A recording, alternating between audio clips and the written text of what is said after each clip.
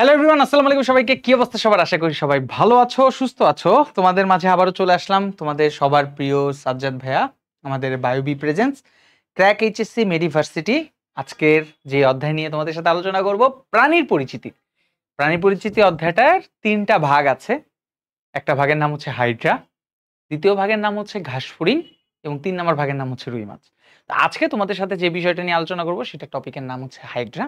আজকে হাইড্রার প্রথম ক্লাস এবং এই প্রথম ক্লাসে আমরা হাইড্রার বাহ্যিক পরিচিতি, ভিতরে অভ্যন্তরীণ গঠন, সেই সাথে খুবই ইম্পর্টেন্ট এবং খুবই গুরুত্বপূর্ণ নিউরোসাইট ও নেমাটোসিস নিয়ে বিস্তারিত আলোচনা করব।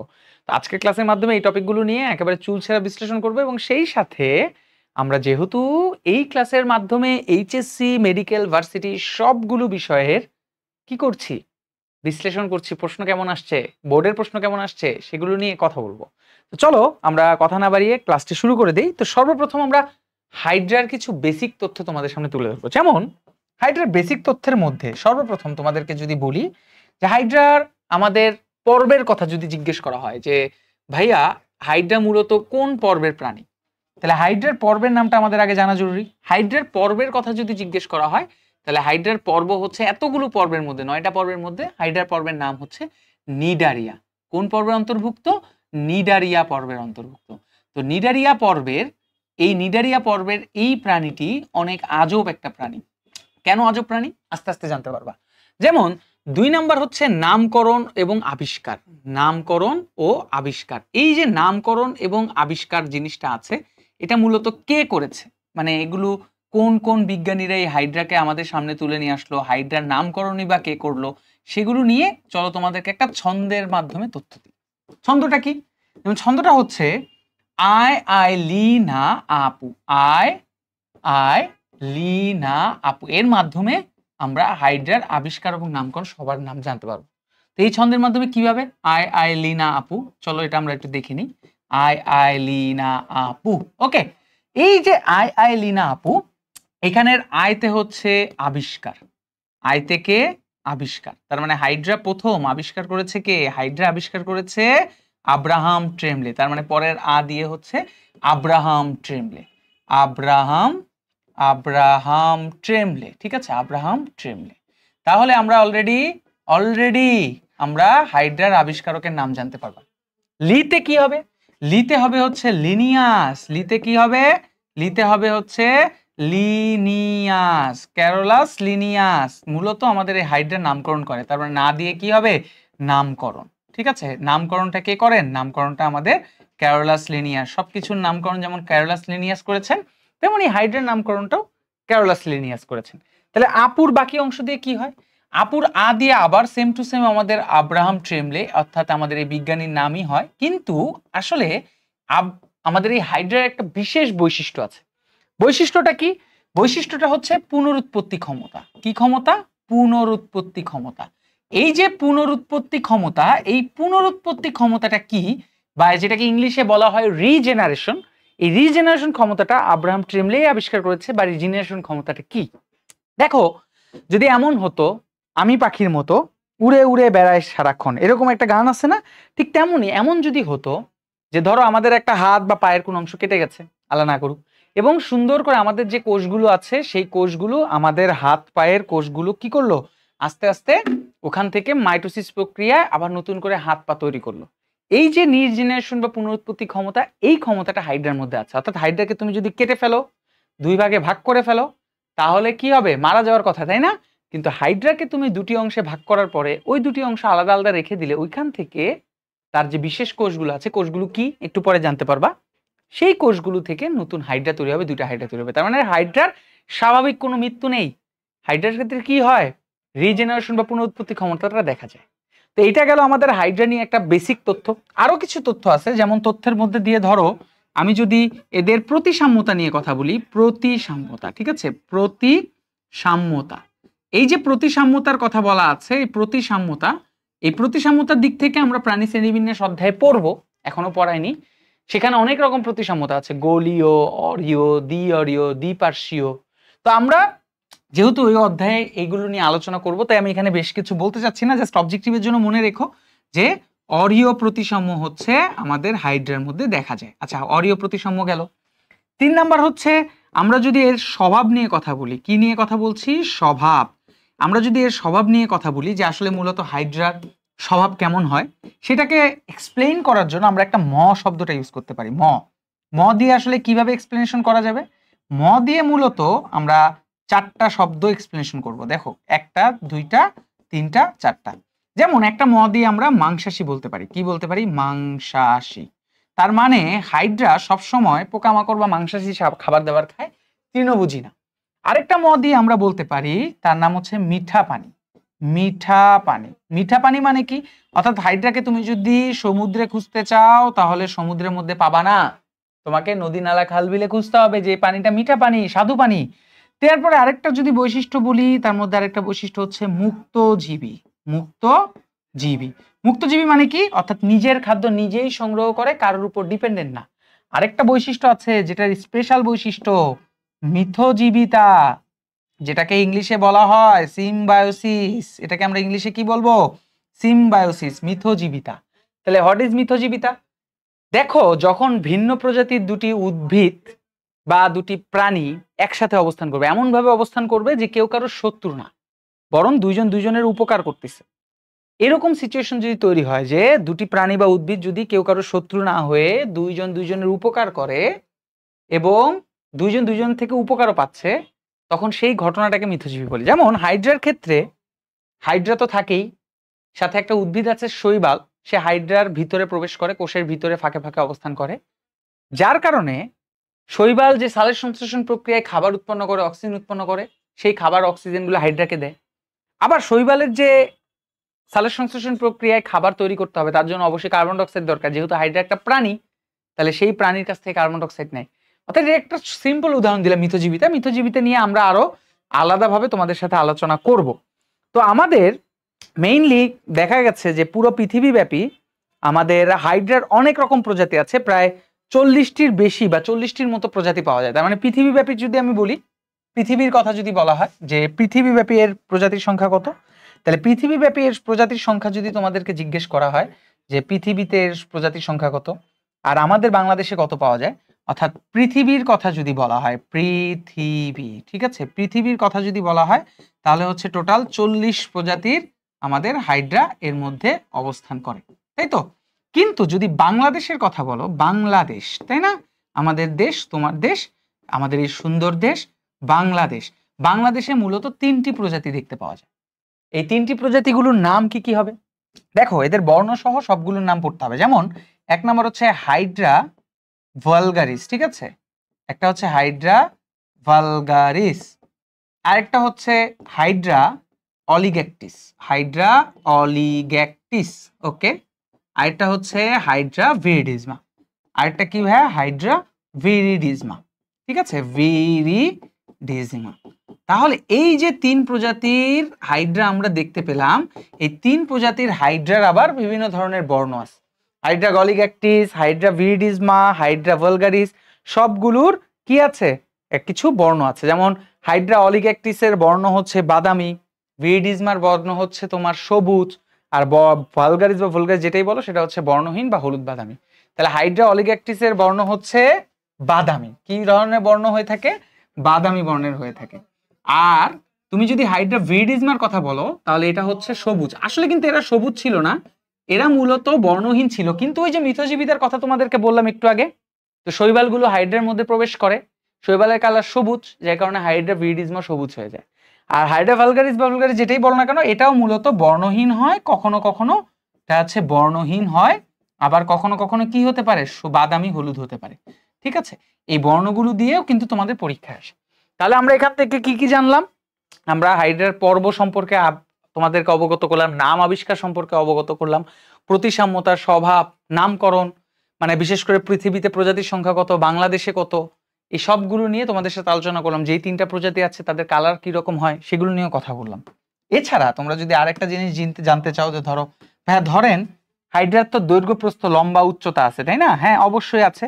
অর্থাৎ দৈর্ঘ্যের দিক থেকে যদি তুমি আমাকে জিজ্ঞেস করো যে ধরেন একটা হাইড্রা মূলত আসলে কতটুক লম্বা হয়, কতটুক দৈর্ঘ্যের হয়, কতটুক চওড়া হয়, তাই না, এটা আমাদের জানা অত্যন্ত জরুরি যে দৈর্ঘ্যের দিক থেকে এরা কতটুক হতে পারে, চওড়ার দিক থেকে এরা কতটুক হতে পারে। দেখো লম্বার দিক থেকে আসলে একটা ম্যাসকাঠির মতো, ম্যাসকাঠি যেরকম দেখেছো, অর্থাৎ সচরাচর এরা মূলত 10 থেকে 30 মিলিমিটার হয়ে থাকে, খুবই চিকন, মানে খুবই ছোট। আর চওড়ার দিক থেকে মূলত 1 থেকে 2 মিলিমিটার হয়, 1 থেকে 2 মিলিমিটার হয়ে থাকে। তাহলে এই যে দৈর্ঘ্য প্রস্থের দিক থেকে যদি চিন্তা করো, এরা মনে করো বাঘ ভাল্লুকের মতো বড় না, এরা অত্যন্ত ছোট। সোজা বাংলা ভাষায় একটা ম্যাসের কাঠি যেরকম দেখতে হয়, ওই ম্যাসের কাঠি যতটুকু সাইজের হবে লম্বা দৈর্ঘ্য প্রস্থের, সেই রকম গঠনেরই হচ্ছে হাইড্রার হয়ে থাকে। তো আমরা বেশ কিছু বেসিক তথ্য তোমাদেরকে দিলাম, এই তথ্যগুলো মনে রাখবা। বুঝতেই পারতেছো যে এই স্লাইডটা তোমাদের এমসিকিউ এর জন্য লাগবে, কোন পর্ব থেকে আসছে, কে আবিষ্কার করেছে, কি রকম দেখতে না দেখতে, এগুলো একটু মনে রাখতে হবে। কথা কি ক্লিয়ার? এটা একটু মাথার মধ্যে রাখবা। ওকে, এবার আসো আমরা হাইড্রার একটু বাহ্যিক গঠন নিয়ে তোমাদের সাথে কথা বলি। আমাদের এই হাইড্রার বাহ্যিক গঠন তোমরা ছবিতে দেখতে পাচ্ছ, একটা হাইড্রা, যেখানে হাইড্রার যে মুখছিদ্র, এই মুখছিদ্রটা মুখের মধ্যে ছিদ্র, ছিদ্র মানে তো বুঝোই মুখের ছিদ্র দিয়ে খাবার গ্রহণ করবে। মজার বিষয় হচ্ছে এই মুখছিদ্রের আরেকটা বৈশিষ্ট্য আছে, অর্থাৎ শুধু খাবার গ্রহণ না, এই খাবার বা বর্জ্য পদার্থ বাইরে বেরও করে দিবে। দেহকাণ্ড বা মুখছিদ্রের চারপাশে অনেকগুলো সুতার মতো রশির মতো কিছু জিনিস দেখতে পাচ্ছ, যেগুলোকে আমরা কোর্সিকা বলি। আর মুখছিদ্রের নিচের দিকে যে অংশটা, অর্থাৎ এই অংশটাকে আমরা দেহ বলছি, এবং সে পদচাকতির উপর ধারণ করে বা বসে থাকে। তাহলে তোমরা দেখতেই পাচ্ছ আমরা হাইড্রার এই দেহ গঠনকে মূলত 3 ভাগে ভাগ করে থাকি। কয় ভাগে ভাগ করি? 3 ভাগে। একটার নাম হচ্ছে হাইপোস্টোম, একটার নাম কি? একটা নাম হচ্ছে হাইপোস্টোম। তো দেখো আমাদের এই মুখছিদ্র কয় ভাগে ভাগ হয়ে থাকে? 3 ভাগে ভাগ হয়ে থাকে। দেখো একটার নাম বলছিলাম কি? হাইপোস্টোম। তো দেখো সর্বপ্রথম আমরা হাইপোস্টোম নিয়ে কথা বলি। হাইপোস্টোম, তাই না? হাইপোস্টোম। ওকে, তাহলে এই হাইপোস্টোমটা কোনটা এবং এর গঠনটা কেমন হয়, এখানে কি কাজ করে সেটা নিয়ে একটু কথা বলি। তাহলে 1 নাম্বার বলছি হচ্ছে হাইপোস্টোম। হাইপোস্টোম, ওকে। এই হাইপোস্টোমটা আসলে মূলত মুখছিদ্রের চারপাশের অংশটাকে বলা হয়। আমরা যেমন মাথা বলি, ধরো আমাদের এই সম্পূর্ণ অংশটাকে আমরা মাথা বলি, কিন্তু তোমাকে যদি জিজ্ঞেস করে মুখছিদ্র কোনটা, তুমি বললো যে এই অংশটাকে মুখছিদ্র বলা হয়। বিষয়টা এরকম, হাইপোস্টোমটা ওয়ান কাইন্ড অফ মাথার মতোই, তার মধ্যে অবস্থান করে হচ্ছে মুখছিদ্র। কে অবস্থান করছে? মুখছিদ্র। এখন তোমাকে যদি জিজ্ঞেস করা হয় যে ভাইয়া বলো তো তোমরা সবাই মিলে যে মুখছিদ্রের কাজ কি, তোমরা সবাই প্রথমে বলবো ভাইয়া খাদ্য গ্রহণ। এটা সবচেয়ে সোজা কাজ, তাই না? খাদ্য গ্রহণ, তার মানে খাবার গ্রহণ করা হচ্ছে মুখছিদ্রের অন্যতম প্রধান কাজ। Okay fine. যদি বলা হয় এই মুখছিদ্র যেহেতু খাবার গ্রহণ করবে, তার মানে ওই খাবারগুলো পরিপাক হয়ে বর্জ্য পদার্থ রূপে বাইরে বেরো হবে। এখন এই বর্জ্য পদার্থ রূপে বাইরে বের হওয়ার জন্য অবশ্যই পায়ু ছিদ্রর মতো অন্য কোনো একটা অঙ্গ আমাদের এই হাইড্রার মধ্যে থাকা উচিত না। এই মুখছিদ্র দিয়ে শুধু খাদ্য গ্রহণই করে না, এরা বর্জ্য পদার্থ, অর্থাৎ যে বর্জ্য পদার্থ ওদের পায়ু ছিদ্র দিয়ে বের হওয়ার কথা, সেই বর্জ্য পদার্থ কি করে থাকে? বেরও করে দেয়। কি করে দেয়? বের করে দেয়। তাহলে মুখছিদ্র দিয়ে খাবার গ্রহণ করবে আর বর্জ্য পদার্থ মুখছিদ্র দিয়ে বাইরে বের করে দিবে। এই একটা অঙ্গই মূলত ওদের কি করে থাকে? মুখছিদ্র খাদ্য গ্রহণও করে, বর্জ্য পদার্থ বেরও করে। তাহলে এই হাইপোস্টোম একটা গঠন গেল। চলো আমরা এবার দ্বিতীয় গঠন নিয়ে কথা বলি। আমাদের যে দ্বিতীয় গঠনটা আছে, সেই দ্বিতীয় গঠনটার নাম কি? সেটার নাম হচ্ছে দেহকাণ্ড। দেহকাণ্ডে অনেকগুলো অংশ থাকে। চলো দেহকাণ্ডের সেই অংশগুলো কি কি সেটা নিয়ে আলোচনা করি। 2 নাম্বার অংশ হচ্ছে দেহকাণ্ড। দেহকাণ্ড মূলত তোমরা ছবির মধ্যে দেখতেই পাচ্ছ যে দেহকাণ্ডের কথা যদি বলা হয় যে এই অংশ থেকে এই পর্যন্ত অংশটাকে আমরা আসলে দেহকাণ্ড বলছি। তো এই দেহকাণ্ডের ভিতরে অনেকগুলো অংশ আছে। কি কি আছে?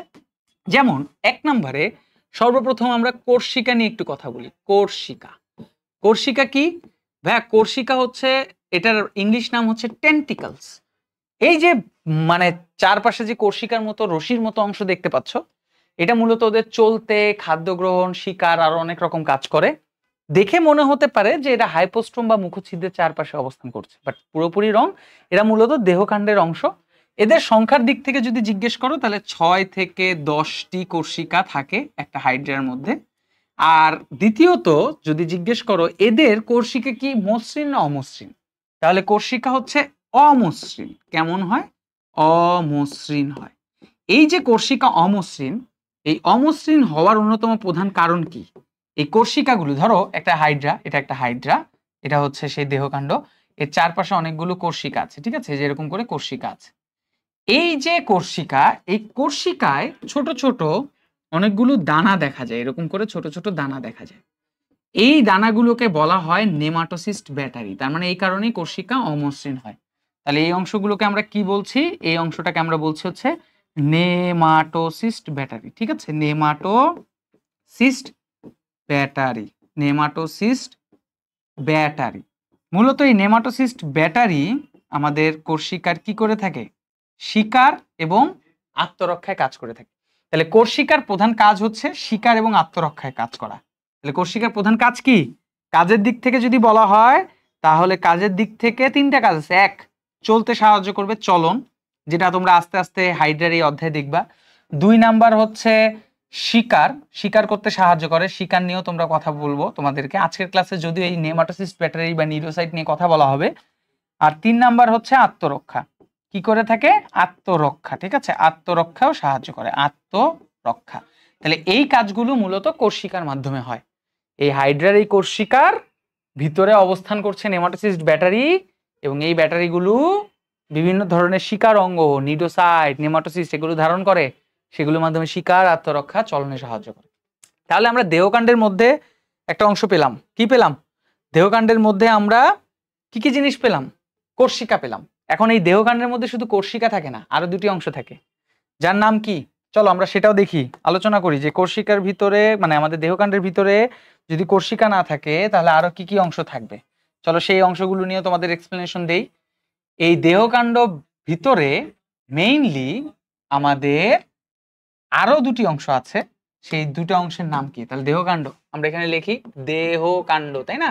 দেহকাণ্ডের একটা তো শেষ হলো, দেহকাণ্ড একটা তো শেষ, আর বাকি দুটো অংশ কি? বাকি দুটো অংশের মধ্যে একটার নাম হচ্ছে মুকুল। একটার নাম কি? মুকুল। গাছে যেমন মুকুল হয়, আম গাছে আম হয়, তেমনি হাইড্রার মুকুল হয়। এই মুকুলটা কি?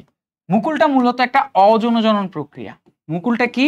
একটা অযৌন জনন প্রক্রিয়া। মনে রাখবা, এই যে অযৌন জননটা আমরা বলছি, এই অযৌন জনন কেন বলছি?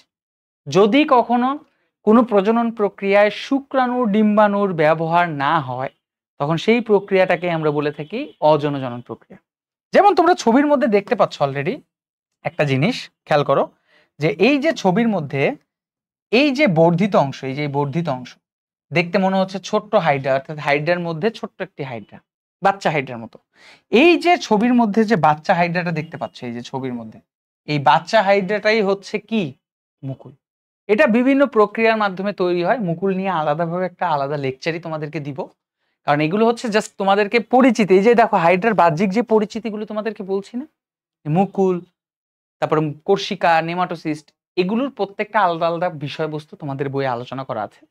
মুকুল কিভাবে হচ্ছে, কোন কোষ সাহায্য করছে, কখন হচ্ছে না হচ্ছে, কেমনে বড় হচ্ছে, কিভাবে আলাদা হচ্ছে, সবকিছু আলোচনা করব। এটা একটা অযৌন জনন প্রক্রিয়া, এটা মাথায় রাখো। দ্বিতীয়ত, মুকুলটা মূলত দেখা যায় কখন? সব সময় দেখা যাবে অযৌন জনন প্রক্রিয়া? না, এটা হচ্ছে গ্রীষ্মকালে। কোন সময় দেখা যাবে? গ্রীষ্মকালে মুকুল সবচেয়ে বেশি দেখা যাবে, সুন্দরভাবে গ্রীষ্মকালে দেখা যাবে। তাহলে গ্রীষ্মকালে যখন প্রচুর খাবার থাকে, তখন তাদের দেহের একটা অংশ স্ফীত হয়ে ইন্টারস্টিশিয়াল কোষ বা স্পেশাল যে কোষটা আছে সেটার মাধ্যমে মুকুল তৈরি করে। তিন নাম্বার যেটা, সেই তিন নাম্বার অংশের নাম হচ্ছে জননাঙ্গ। জননাঙ্গ, ঠিক আছে, জননাঙ্গ। তাহলে এই যে জননাঙ্গ, জননযোগ অঙ্গ, জননাঙ্গ, তাই না? যে অঙ্গ জনন কাজে সাহায্য করে তাকে আমরা বলি জননাঙ্গ। এখন ঘটনা হচ্ছে এই যে জননাঙ্গ হাইড্রার, এটাও কিন্তু সবসময় তৈরি হয় না। তাহলে এটাও আমাদের যদি সবসময় তৈরি না হয়, এটা মূলত কখন তৈরি হবে? হেমন্ত ও শীতকালে। কখন তৈরি হবে? হেমন্ত ও শীতকালে। এই যে এই সময় এখন হাইড্রার কি তৈরি হবে? জননাঙ্গ তৈরি হবে। এখন প্রশ্ন জাগতেই পারে যে কেন হেমন্ত ও শীতকালে হাইড্রা জননাঙ্গ দেখা যায়? এটার পিছনে কারণটা কি? এটার পিছনে অন্যতম কারণ হচ্ছে কেন গ্রীষ্মকালে মুকুল দেখা যায় আর কেমন হেমন্ত শীতকালে এটা দেখা যায়। গ্রীষ্মকালে প্রচুর খাবার থাকে, খাবারের প্রাচুর্য অনেক বেশি থাকে, যার কারণে ওদের কোষ, ইন্টারস্টিশিয়াল কোষের গ্রোথ খুব ভালো হয়। সেকেন্ড বিষয়, মুকুল যেহেতু একটা ছোট্ট বাচ্চা হাইড্রা, সে যখন মাতৃ হাইড্রা থেকে আলাদা হয়ে যাবে তখন সাথে সে পরিপূর্ণ খাবার পেতে পারে, এই জন্য গ্রীষ্মকালে হয়। হেমন্ত শীতকালে খাবারের প্রচন্ড অভাব থাকে হাইড্রার, মানে গ্রীষ্মকালে যতটা পায় সেরকম পায় না, যার কারণে হেমন্ত শীতকালে তার কোষের এই যে বিভাজনের মাধ্যমে মুকুল তৈরি করাটা অনেকটা টাফ, যার কারণে সে জননাঙ্গ তৈরি করে এবং জননাঙ্গের মাধ্যমে পরিস্ফুটন, শুক্রাণু নির্মাণের মাধ্যমে একটু সময় নিয়ে নতুন হাইড্রা তৈরি করে। তাই হেমন্ত শীতকালে তৈরি হবে। এবং মনে রাখতে হবে, এই যে দেখো উপরের দিকে দেহের উপরের দিকে মূলত শুক্রাশয় এবং নিচের দিকে ডিম্বাশয় থাকে। শুক্রাশয় ডিম্বাশয় একই হাইড্রার মধ্যেও দেখতে পারো, তখন সেই হাইড্রাকে আমরা উভয়লিঙ্গ বলি। আর যদি এমন হয় যে ভাই এটা আলাদা আলাদা পুরুষ হাইড্রা স্ত্রী হাইড্রা হতে পারে না, যে শুধু একটা হাইড্রার মধ্যে শুক্রাশয় থাকবে, একটা স্ত্রী হাইড্রার মধ্যে শুধু ডিম্বাশয় থাকবে, হ্যাঁ অবশ্যই হতে পারে। সেক্ষেত্রে একলিঙ্গ বলতে পারি আমরা। তার মানে হাইড্রা একলিঙ্গও হয়, হাইড্রা উভয় লিঙ্গও হয়। তাহলে এই যে শুক্রাশয় এবং ডিম্বাশয় দেখতে পাচ্ছ, এটা মূলত হাইড্রার কি হবে, একই দেহের মধ্যে থাকতে পারে অথবা ভিন্ন ভিন্ন দুটো হাইড্রার মধ্যে থাকতে পারে। যদি পুরুষ হাইড্রা হয় তাহলে উপরে সবসময় শুক্রাশয় হবে, যদি স্ত্রী হাইড্রা হয় তাহলে নিচে সবসময় ডিম্বাশয় তৈরি হবে। স্পেশালি তোমাকে মনে রাখতে হবে যে হেমন্ত শীতকালে হবে, এবং এদের সব কোষ অর্থাৎ এই যত কোষ আছে এই কোষগুলো বিভাজনে, এই মুকুল বলো তারপরে হচ্ছে তোমার জননাঙ্গ বলো, এটা তৈরি করতে যে কোষ সাহায্য করে তার নাম হচ্ছে ইন্টারস্টেশিয়াল কোষ। কোন কোষটা সাহায্য করবে? ইন্টারস্টেশিয়াল কোষ, ঠিক আছে, ইন্টারস্টেশিয়াল কোষ। এই ইন্টারস্টেশিয়াল কোষ মুকুল এবং জননাঙ্গ তৈরি করতে গুরুত্বপূর্ণ ভূমিকা পালন করে। তাহলে এই হচ্ছে হাইড্রার বাহ্যিক গঠন। আরেকটা অংশ আছে যার নাম হচ্ছে পদচাকতি। 3 নম্বর সর্বশেষ অংশের নাম কি? 3 নম্বর সর্বশেষ অংশের নাম হচ্ছে পদচাকতি। পদচাকতি মূলত খেয়াল করে দেখো, পদচাকতি কি? পদ মানে পা, চাকতি মানে গোল। তার মানে এই যে নিচের অংশটা, যেটা অংশটাকে আমরা পদচাকতি বলছি, এটা একটু গোল আকার, গোল আকৃতি ধারণ করে এবং পায়ের মতো অর্থাৎ এর উপর ভর করে দাঁড়িয়ে থাকে, তাই এর নাম হচ্ছে পদচাকতি। পদচাকতিতে স্পেশালি আসলে কি হয়? মূলত এরা চলতে সাহায্য করে, চলনে সাহায্য করে। হাইড্রার প্রায় 10 ধরনের চলন আছে। কত ধরনের চলন আছে ভাইয়া? 10 ধরনের চলন আছে, সেগুলো নিয়ে আলোচনা করব। তো স্পেশালি এদের হাইড্রার বিভিন্ন অঙ্গ চলনে সাহায্য করলে পদচাকতি একটা বুদবুদ গ্যাস তৈরি করে। কি গ্যাস তৈরি করবে? বুদবুদ গ্যাস তৈরি করবে, ঠিক আছে।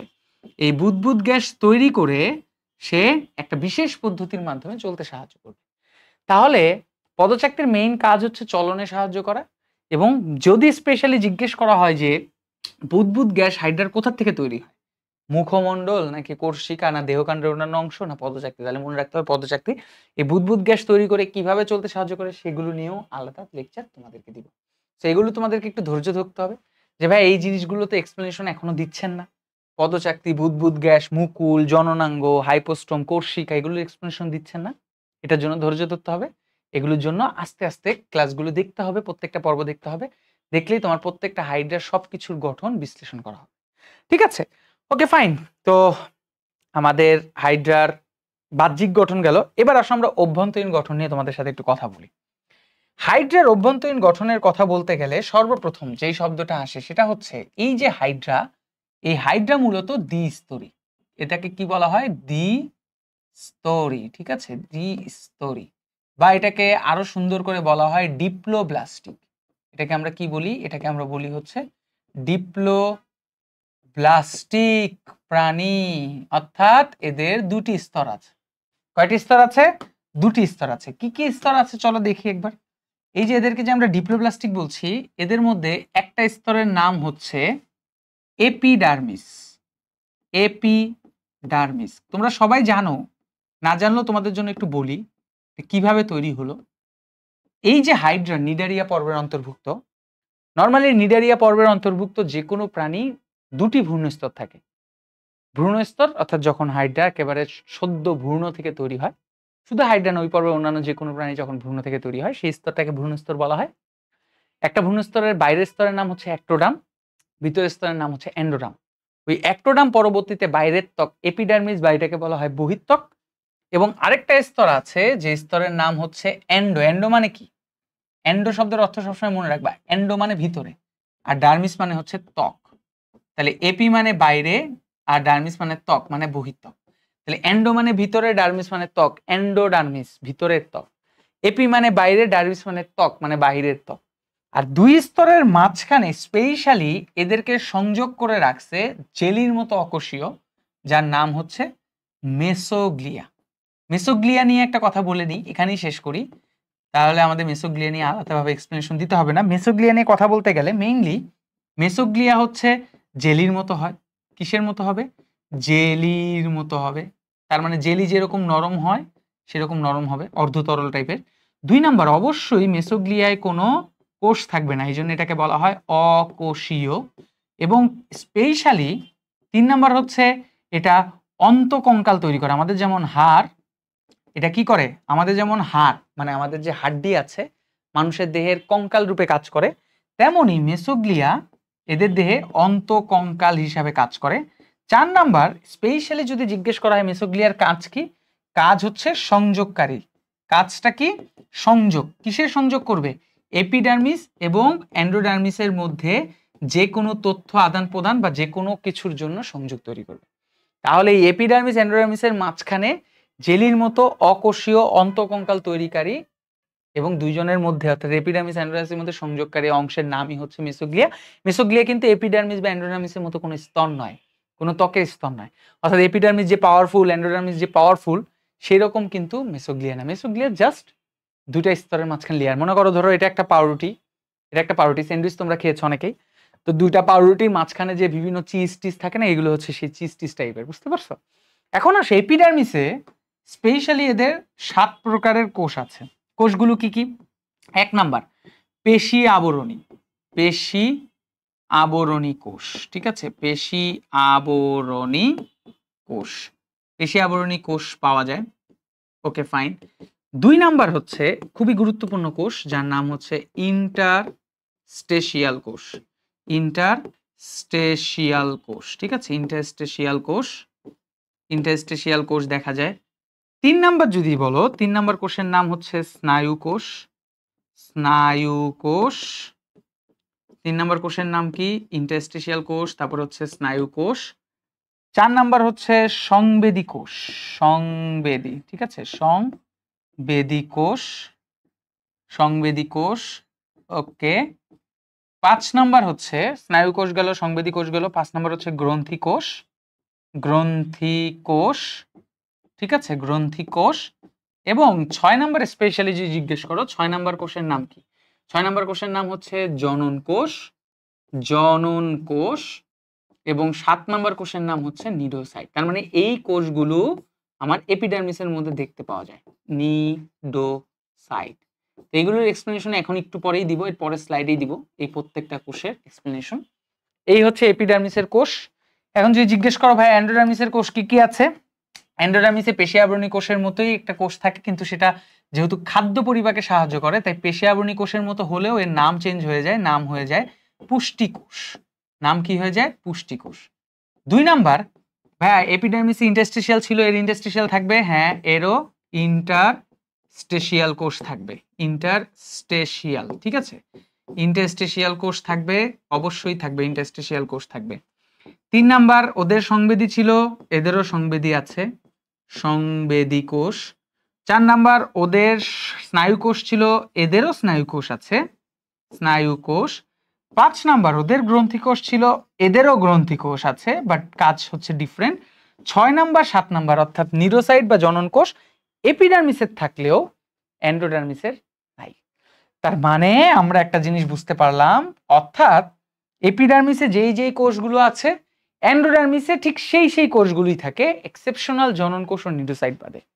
সেকেন্ড বিষয়, এপিডার্মিসে যেটা আমরা পেশি আবরণী কোষ বলছি, এন্ডোডার্মিসের কাজের চেঞ্জ হওয়ার কারণে সেটাকে আমরা পুষ্টি কোষ বলি। বাকি কোষগুলোর কাজ প্রায় একই রকম, এক্সেপশনাল গ্রন্থি কোষ বাদে, অর্থাৎ এপিডার্মিসের গ্রন্থি কোষ আর এন্ডোডার্মিসের গ্রন্থি কোষের কাজটা আলাদা। বাট ইন্টারস্টিশিয়াল কোষ এপিডার্মিসে যা করে এন্ডোডার্মিসে ইন্টারস্টিশিয়াল কোষ তাই করে। তারপরে হচ্ছে স্নায়ু কোষ এপিডার্মিসে যা করে ওখানেও সংবেদী বা স্নায়ু কোষ তাই করে।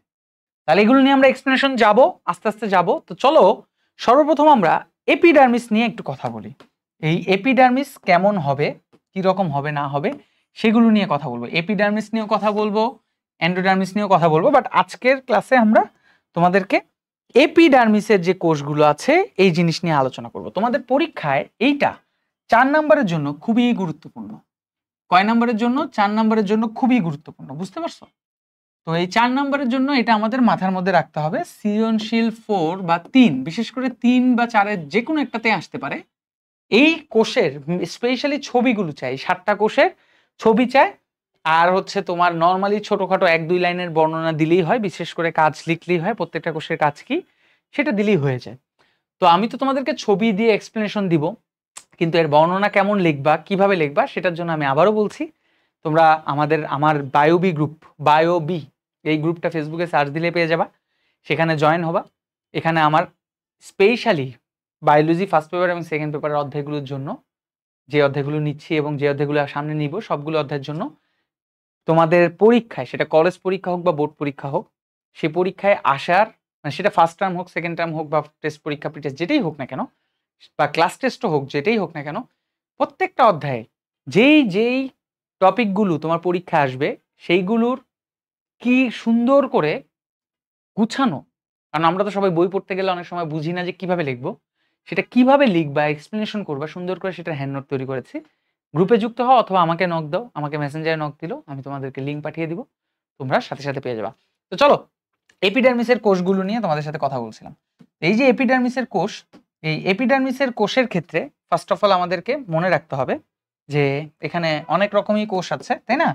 তো আমাদেরকে ফার্স্টে আগে পেন্সিল দিয়ে কি করতে হবে, একটা একটু নর্মাল টান দিয়ে নিতে হবে, ঠিক আছে? একটা দাগ দিয়ে নিবা, দাগ দিয়ে নিলে তোমার এই ছবিটা আর একটু সুন্দর হবে আর কি, সুন্দর একটা ছবি আঁকতে পারবা আর কি। যাই হোক, এটা একটা দাগ দিয়ে নিলা, পরিমাপ করে নিলা।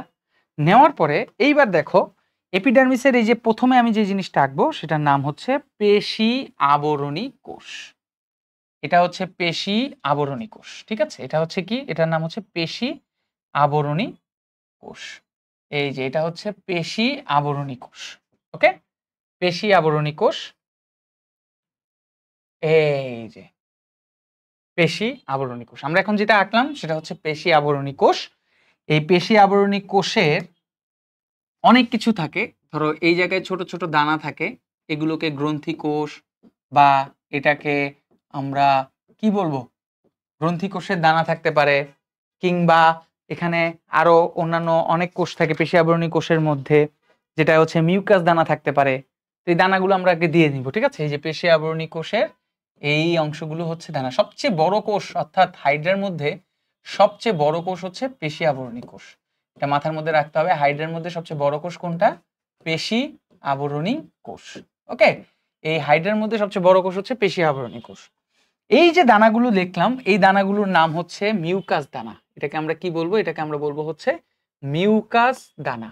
মূলত একটা জিনিস খেয়াল করো, এই যে মিউকাস দানা, এই মিউকাস দানা মিউকাস ক্ষরণ করে। What is mucus? দেখবা তোমার মধ্যেও, তোমার যে ট্রাকিয়া আছে, এই ট্রাকিয়ার মধ্যেও সিলিয়া নামক একটা অংশ আছে।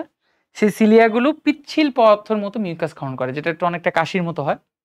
তো মিউকাস দানা মিউকাস ক্ষরণ করে। এই মিউকাস সবসময় মনে রাখবা পিচ্ছিল, এর সবচেয়ে বাহিরের কোষ অর্থাৎ পেশি আবরণী কোষের যেহেতু এটা বাইরের অংশ, সবসময় কি করে, বাহিরের দিকে পিচ্ছিল পদার্থ ক্ষরণ করে কোনো কিছুর সাথে লেগে থাকতে সাহায্য করে। তাহলে মিউকাস দানা গেল। যেহেতু এর নাম পেশি আবরণী কোষ, আবরণ দিয়ে তো তোমরা বুঝতেই পারতেছো যে আবৃত করে রাখবে, তাই না? আবৃত করে রাখবে। আর পেশি দিয়ে নাম দিয়ে বুঝতেই পারতেছো যে সংকোচন প্রসারণে সাহায্য করবে। যেহেতু এই কোষগুলো একদিকে আবরণের মতো কাজ করে, অন্যদিকে সংকোচন প্রসারণে সাহায্য করে, তাই এই কোষগুলোর নাম হচ্ছে পেশি আবরণী কোষ। তো এদের সংকোচন প্রসারণের জন্য সাহায্য করবে কে জানো? এই যে সংকোচন প্রসারণের জন্য সাহায্য করবে হচ্ছে মায়োনিম নামক সুতা। এই যে মায়োনিম নামক সুতা, এগুলোর সুতার নাম কি? এই সুতাগুলোর নাম হচ্ছে মায়োনিম সুতা। এই মায়োনিম সুতাগুলো, এই যে মায়োনিম, ঠিক আছে, এই মায়োনিম সুতাগুলো পেশি আবরণী কোষের ফাঁকে ফাঁকে থাকে, যা মূলত পেশি আবরণী কোষকে সংকুচিত প্রসারিত করতে সাহায্য করে। আচ্ছা ফাইন, এর পাশাপাশি একটা জিনিস মাথায় রাখবা, এর পাশাপাশি মায়োনিম সুতার পাশাপাশি এখানে কিছু কোষ গহ্বর দেখা যায়, যে এরকম করে কোষ গহ্বর দেখা যায়, ঠিক আছে? এই যে কোষ গহ্বর দেখা যায় মায়োনিম সুতার ফাঁকে ফাঁকে, এগুলো কি হয়? কোষ গহ্বর। এগুলোর নাম কি ভাইয়া? এগুলোর নাম হচ্ছে কোষ গহ্বর। কোষ গহ্বর এটা মূলত স্ট্রাকচারাল অর্থাৎ গাঠনিক উপাদান, অর্থাৎ একটা কোষের মধ্যে অনেক কিছু থাকে না, কোষ গহ্বর থাকে, নিউক্লিয়াস থাকে, এটা হচ্ছে সেই গাঠনিক উপাদান হিসাবে কাজ করে। তাহলে নিউক্লিয়াস কই ভাইয়া? পেশি আবরণী কোষের অবশ্যই এখানে নিউক্লিয়াস থাকার কথা। হ্যাঁ অবশ্যই নিউক্লিয়াস আছে। নিউক্লিয়াসটা কোথায়? এই যে এটা হচ্ছে নিউক্লিয়াস। পেশি আবরণী কোষের ফাঁকে ফাঁকে কি থাকবে? নিউক্লিয়াস থাকবে। এই যে এটা হচ্ছে নিউক্লিয়াস, ঠিক আছে? এই যে নিউক্লিয়াস পেশি আবরণী কোষের মাঝখানে, ধরো এটা হচ্ছে কেন্দ্রবিন্দুতে কে আছে? নিউক্লিয়াস আছে। এই যে এটা হচ্ছে নিউক্লিয়াস। ওকে, নিউক্লিয়াস, নিউক্লিয়াস। যাক, পেশি আবরণী কোষের কাজ তো তোমরা বুঝতে পারতেছো, একদিকে আবরণের মতো, একদিকে সংকোচন প্রসারণে সাহায্য করে, মূলত বাইরে থেকে প্রোটেকশন দেয়। এবং পাশাপাশি একটা কথা মনে রাখবা, এই পেশি আবরণী কোষের বাইরের দিকে, যে বাইরের দিকে এরকম কি থাকে, কিউটিকলের আবরণ থাকে, মোমের আস্তরণ থাকে, ঠিক আছে, এই যে এরকম কিউটিকলের আবরণ থাকে। এই পেশি আবরণী কোষের বাইরের দিকে কি থাকবে, কিউটিকলের আবরণ থাকবে, এই যে কিউটিকলের আবরণ থাকবে, কিউটিকলের আবরণ থাকবে, এই যে কিউটিকলের আবরণ থাকবে। তাহলে কিউটিকল হচ্ছে একটা মোমের আবরণ। কিউটিকল এটা কিসের আবরণ, মোমের আবরণ। কিউটিকল মূলত কিসের আবরণ ভাইয়া, এটা একটা মোমের আস্তরণ বা মোমের আবরণ। তাহলে পেশি আবরণী কোষ শেষ। এখন আসলে এই মাঝখানের ফাঁকা ফাঁকা জায়গায় অন্যান্য যে কোষগুলো থাকবে সেগুলো নিয়ে কথা বলি। যেমন পেশি আবরণী কোষ তো ভালোভাবে বুঝলাম, ঠিক আছে। এই মাঝখানে কি থাকবে, এই মাঝখানে মূলত সংবেদী কোষ থাকে। এই যে দেখো সংবেদী কোষ, এটাকে বলা হয় সংবেদী কোষ। এটার নাম কি, এটার নাম হচ্ছে সংবেদী কোষ। সংবেদী কোষ, সংবেদী কোষের কিছু রোম থাকে, লোমের মতো আমাদের যেমন গায়ে থেকে লোম বের হয়, এই লোম ওদের এরকম রোম থাকে, এই যে এরকম একটা রোম থাকবে সংবেদী কোষের বাইরের দিকে, এরকম একটা রোম থাকবে। এই রোমটার কাজ কি, এটাকে বলা হয় সংবেদী রোম। এটাকে কি বলবো আমরা, এটাকে আমরা বলবো হচ্ছে সংবেদী রোম। মূলত সংবেদী কোষের বা সংবেদী রোমের মাধ্যমে, দেখো সংবেদী রোমটা কিন্তু ত্বক থেকে বাইরে বের হয়ে গেছে, বের হয়ে গেছে না। তো এখন এই যে সংবেদী রোম, এই সংবেদী রোম মূলত যেহেতু হাইটা পানির নিচে থাকে, পানি থেকে গ্রহণ করবে তাপ, চাপ, আলো, ঠান্ডা, গরম, এই অনুভূতিগুলো সংবেদী রোমের মাধ্যমে গ্রহণ করে কাকে পাঠিয়ে দিবে, সংবেদী কোষে পাঠাবে। সংবেদী রোম শুধুমাত্র উপরের দিকে না, নিচের দিকেও বর্ধিত আছে। আচ্ছা, সংবেদী রোম যে নিচের দিকে বর্ধিত, এটা হচ্ছে পেশি আবরণী কোষের উপরের অংশ। আর এই যে সাদা দাগ দেখতে পাচ্ছ, এটা হচ্ছে ওই যে এন্ডোডার্মিস, অর্থাৎ আমাদের যে এই অংশটাকে তো এপিডার্মিস বলছি, এই সাদা দাগের নিচের অংশটাকে বলা হয় এন্ডোডার্মিস বা ভিতরের ত্বক। তো এই সাদা রঙের অংশের নিচে যেহেতু এন্ডোডার্মিস থাকে, তো দুইজনের মাঝখানে, এপিডার্মিস এবং এন্ডোডার্মিসের মাঝখানে কিন্তু আরেকটা স্তর আছে, তার নাম মেসোগ্লিয়া। ধরো আমি যদি আরেকটু মার্ক করে দিই, সাপোজ এই দাগের নিচে, আমি যে দাগটা এখন দিচ্ছি মাত্র, এই দাগের নিচে মূলত কি থাকবে, এন্ডোডার্মিস থাকবে। এই দাগের নিচে হচ্ছে এন্ডোডার্মিস থাকবে। তাহলে এই যে দুই এপিডার্মিস এবং এন্ডোডার্মিস, আমি একটু লিখে দিই তাহলে আরো ভালো হবে। এই অংশটাকে আমরা বলছি হচ্ছে এন্ডোডার্মিস, তাই না? এন্ডোডার্মিস তো আজকে আমরা পড়াচ্ছি না, এই অংশটাকে আমরা বলছি হচ্ছে এন্ডোডার্মিস। এই যে এপিডার্মিস এবং এন্ডোডার্মিসের মাঝখানে যে ফাঁকা জায়গা, এই জায়গায় মূলত কি থাকে, এই জায়গায় মেসোগ্লিয়া এবং আরেকটা স্পেশাল কোষ থাকে যার নাম হচ্ছে স্নায়ু কোষ। অর্থাৎ এই জায়গায় কি থাকবে, এই জায়গায় থাকবে হচ্ছে স্নায়ু কোষ। এই যে এরকম করে স্নায়ু কোষ থাকবে, এই যে এরকম করে স্নায়ু কোষ থাকবে, স্নায়ু কোষ, ঠিক আছে, এই যে স্নায়ু কোষ, ঠিক আছে, এই যে স্নায়ু কোষ। তার মানে আমাদের স্নায়ু কোষগুলো, সেটা এপিডার্মিসের হোক বা এন্ডোডার্মিসের হোক, সেটা কোথায় অবস্থান করতেছে, মেসোগ্লিয়া অবস্থান করতেছে, স্নায়ু কোষ। তাহলে এটা কোথায় অবস্থান করতেছে, মেসোগ্লিয়া। তাহলে ভিতরের স্তরগুলোতে এখানে কি থাকবে, মেসোগ্লিয়া থাকবে। এই যে এই জায়গাটাতে মূলত মেসোগ্লিয়া থাকবে, যে এই জায়গাটা, এই যেগুলো হচ্ছে মেসোগ্লিয়া, ঠিক আছে, মেসোগ্লিয়া। তাহলে মেসোগ্লিয়ার ভিতরে স্নায়ু কোষগুলো থাকে, এই যে মেসোগ্লিয়া। ওকে, মেসোগ্লিয়া।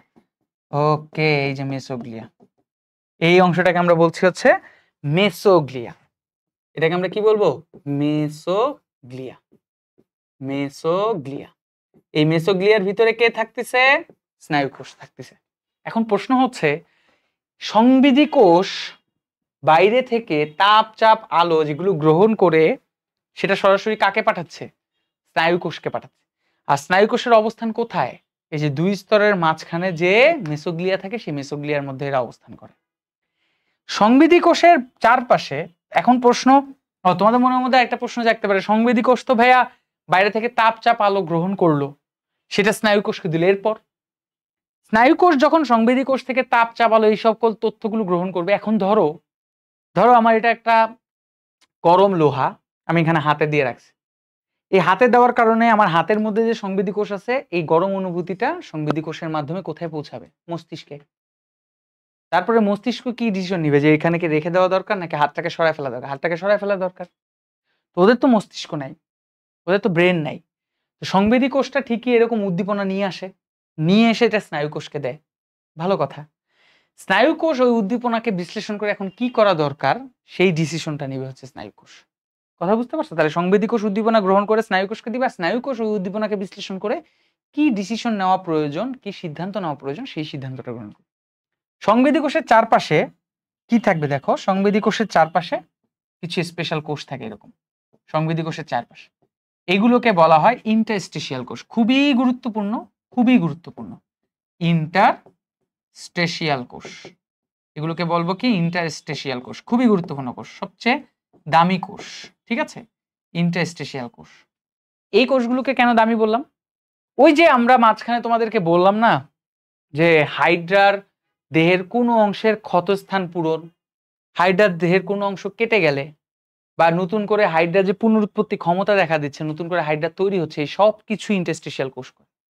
ইন্টারস্টিশিয়াল কোষ যদি না থাকে তাহলে হাইড্রা নতুন করে তৈরি হতে পারবে না, তাহলে দেহের ক্ষতস্থান পূরণ বা যে কোনো কাজই হচ্ছে ইন্টারস্টিশিয়াল কোষ করে। আরেকটা কথা মনে রাখবা, 45 দিন পর পর ইন্টারস্টিশিয়াল কোষ কতদিন পর পর? 45 দিন পর পর, 45 দিন পর পর সকল কোষ কি করে, অর্থাৎ যত কোষ পড়তেছি আমরা ইন্টারস্টিশিয়াল কোষ বাদে সকল কোষ পরিবর্তন করে।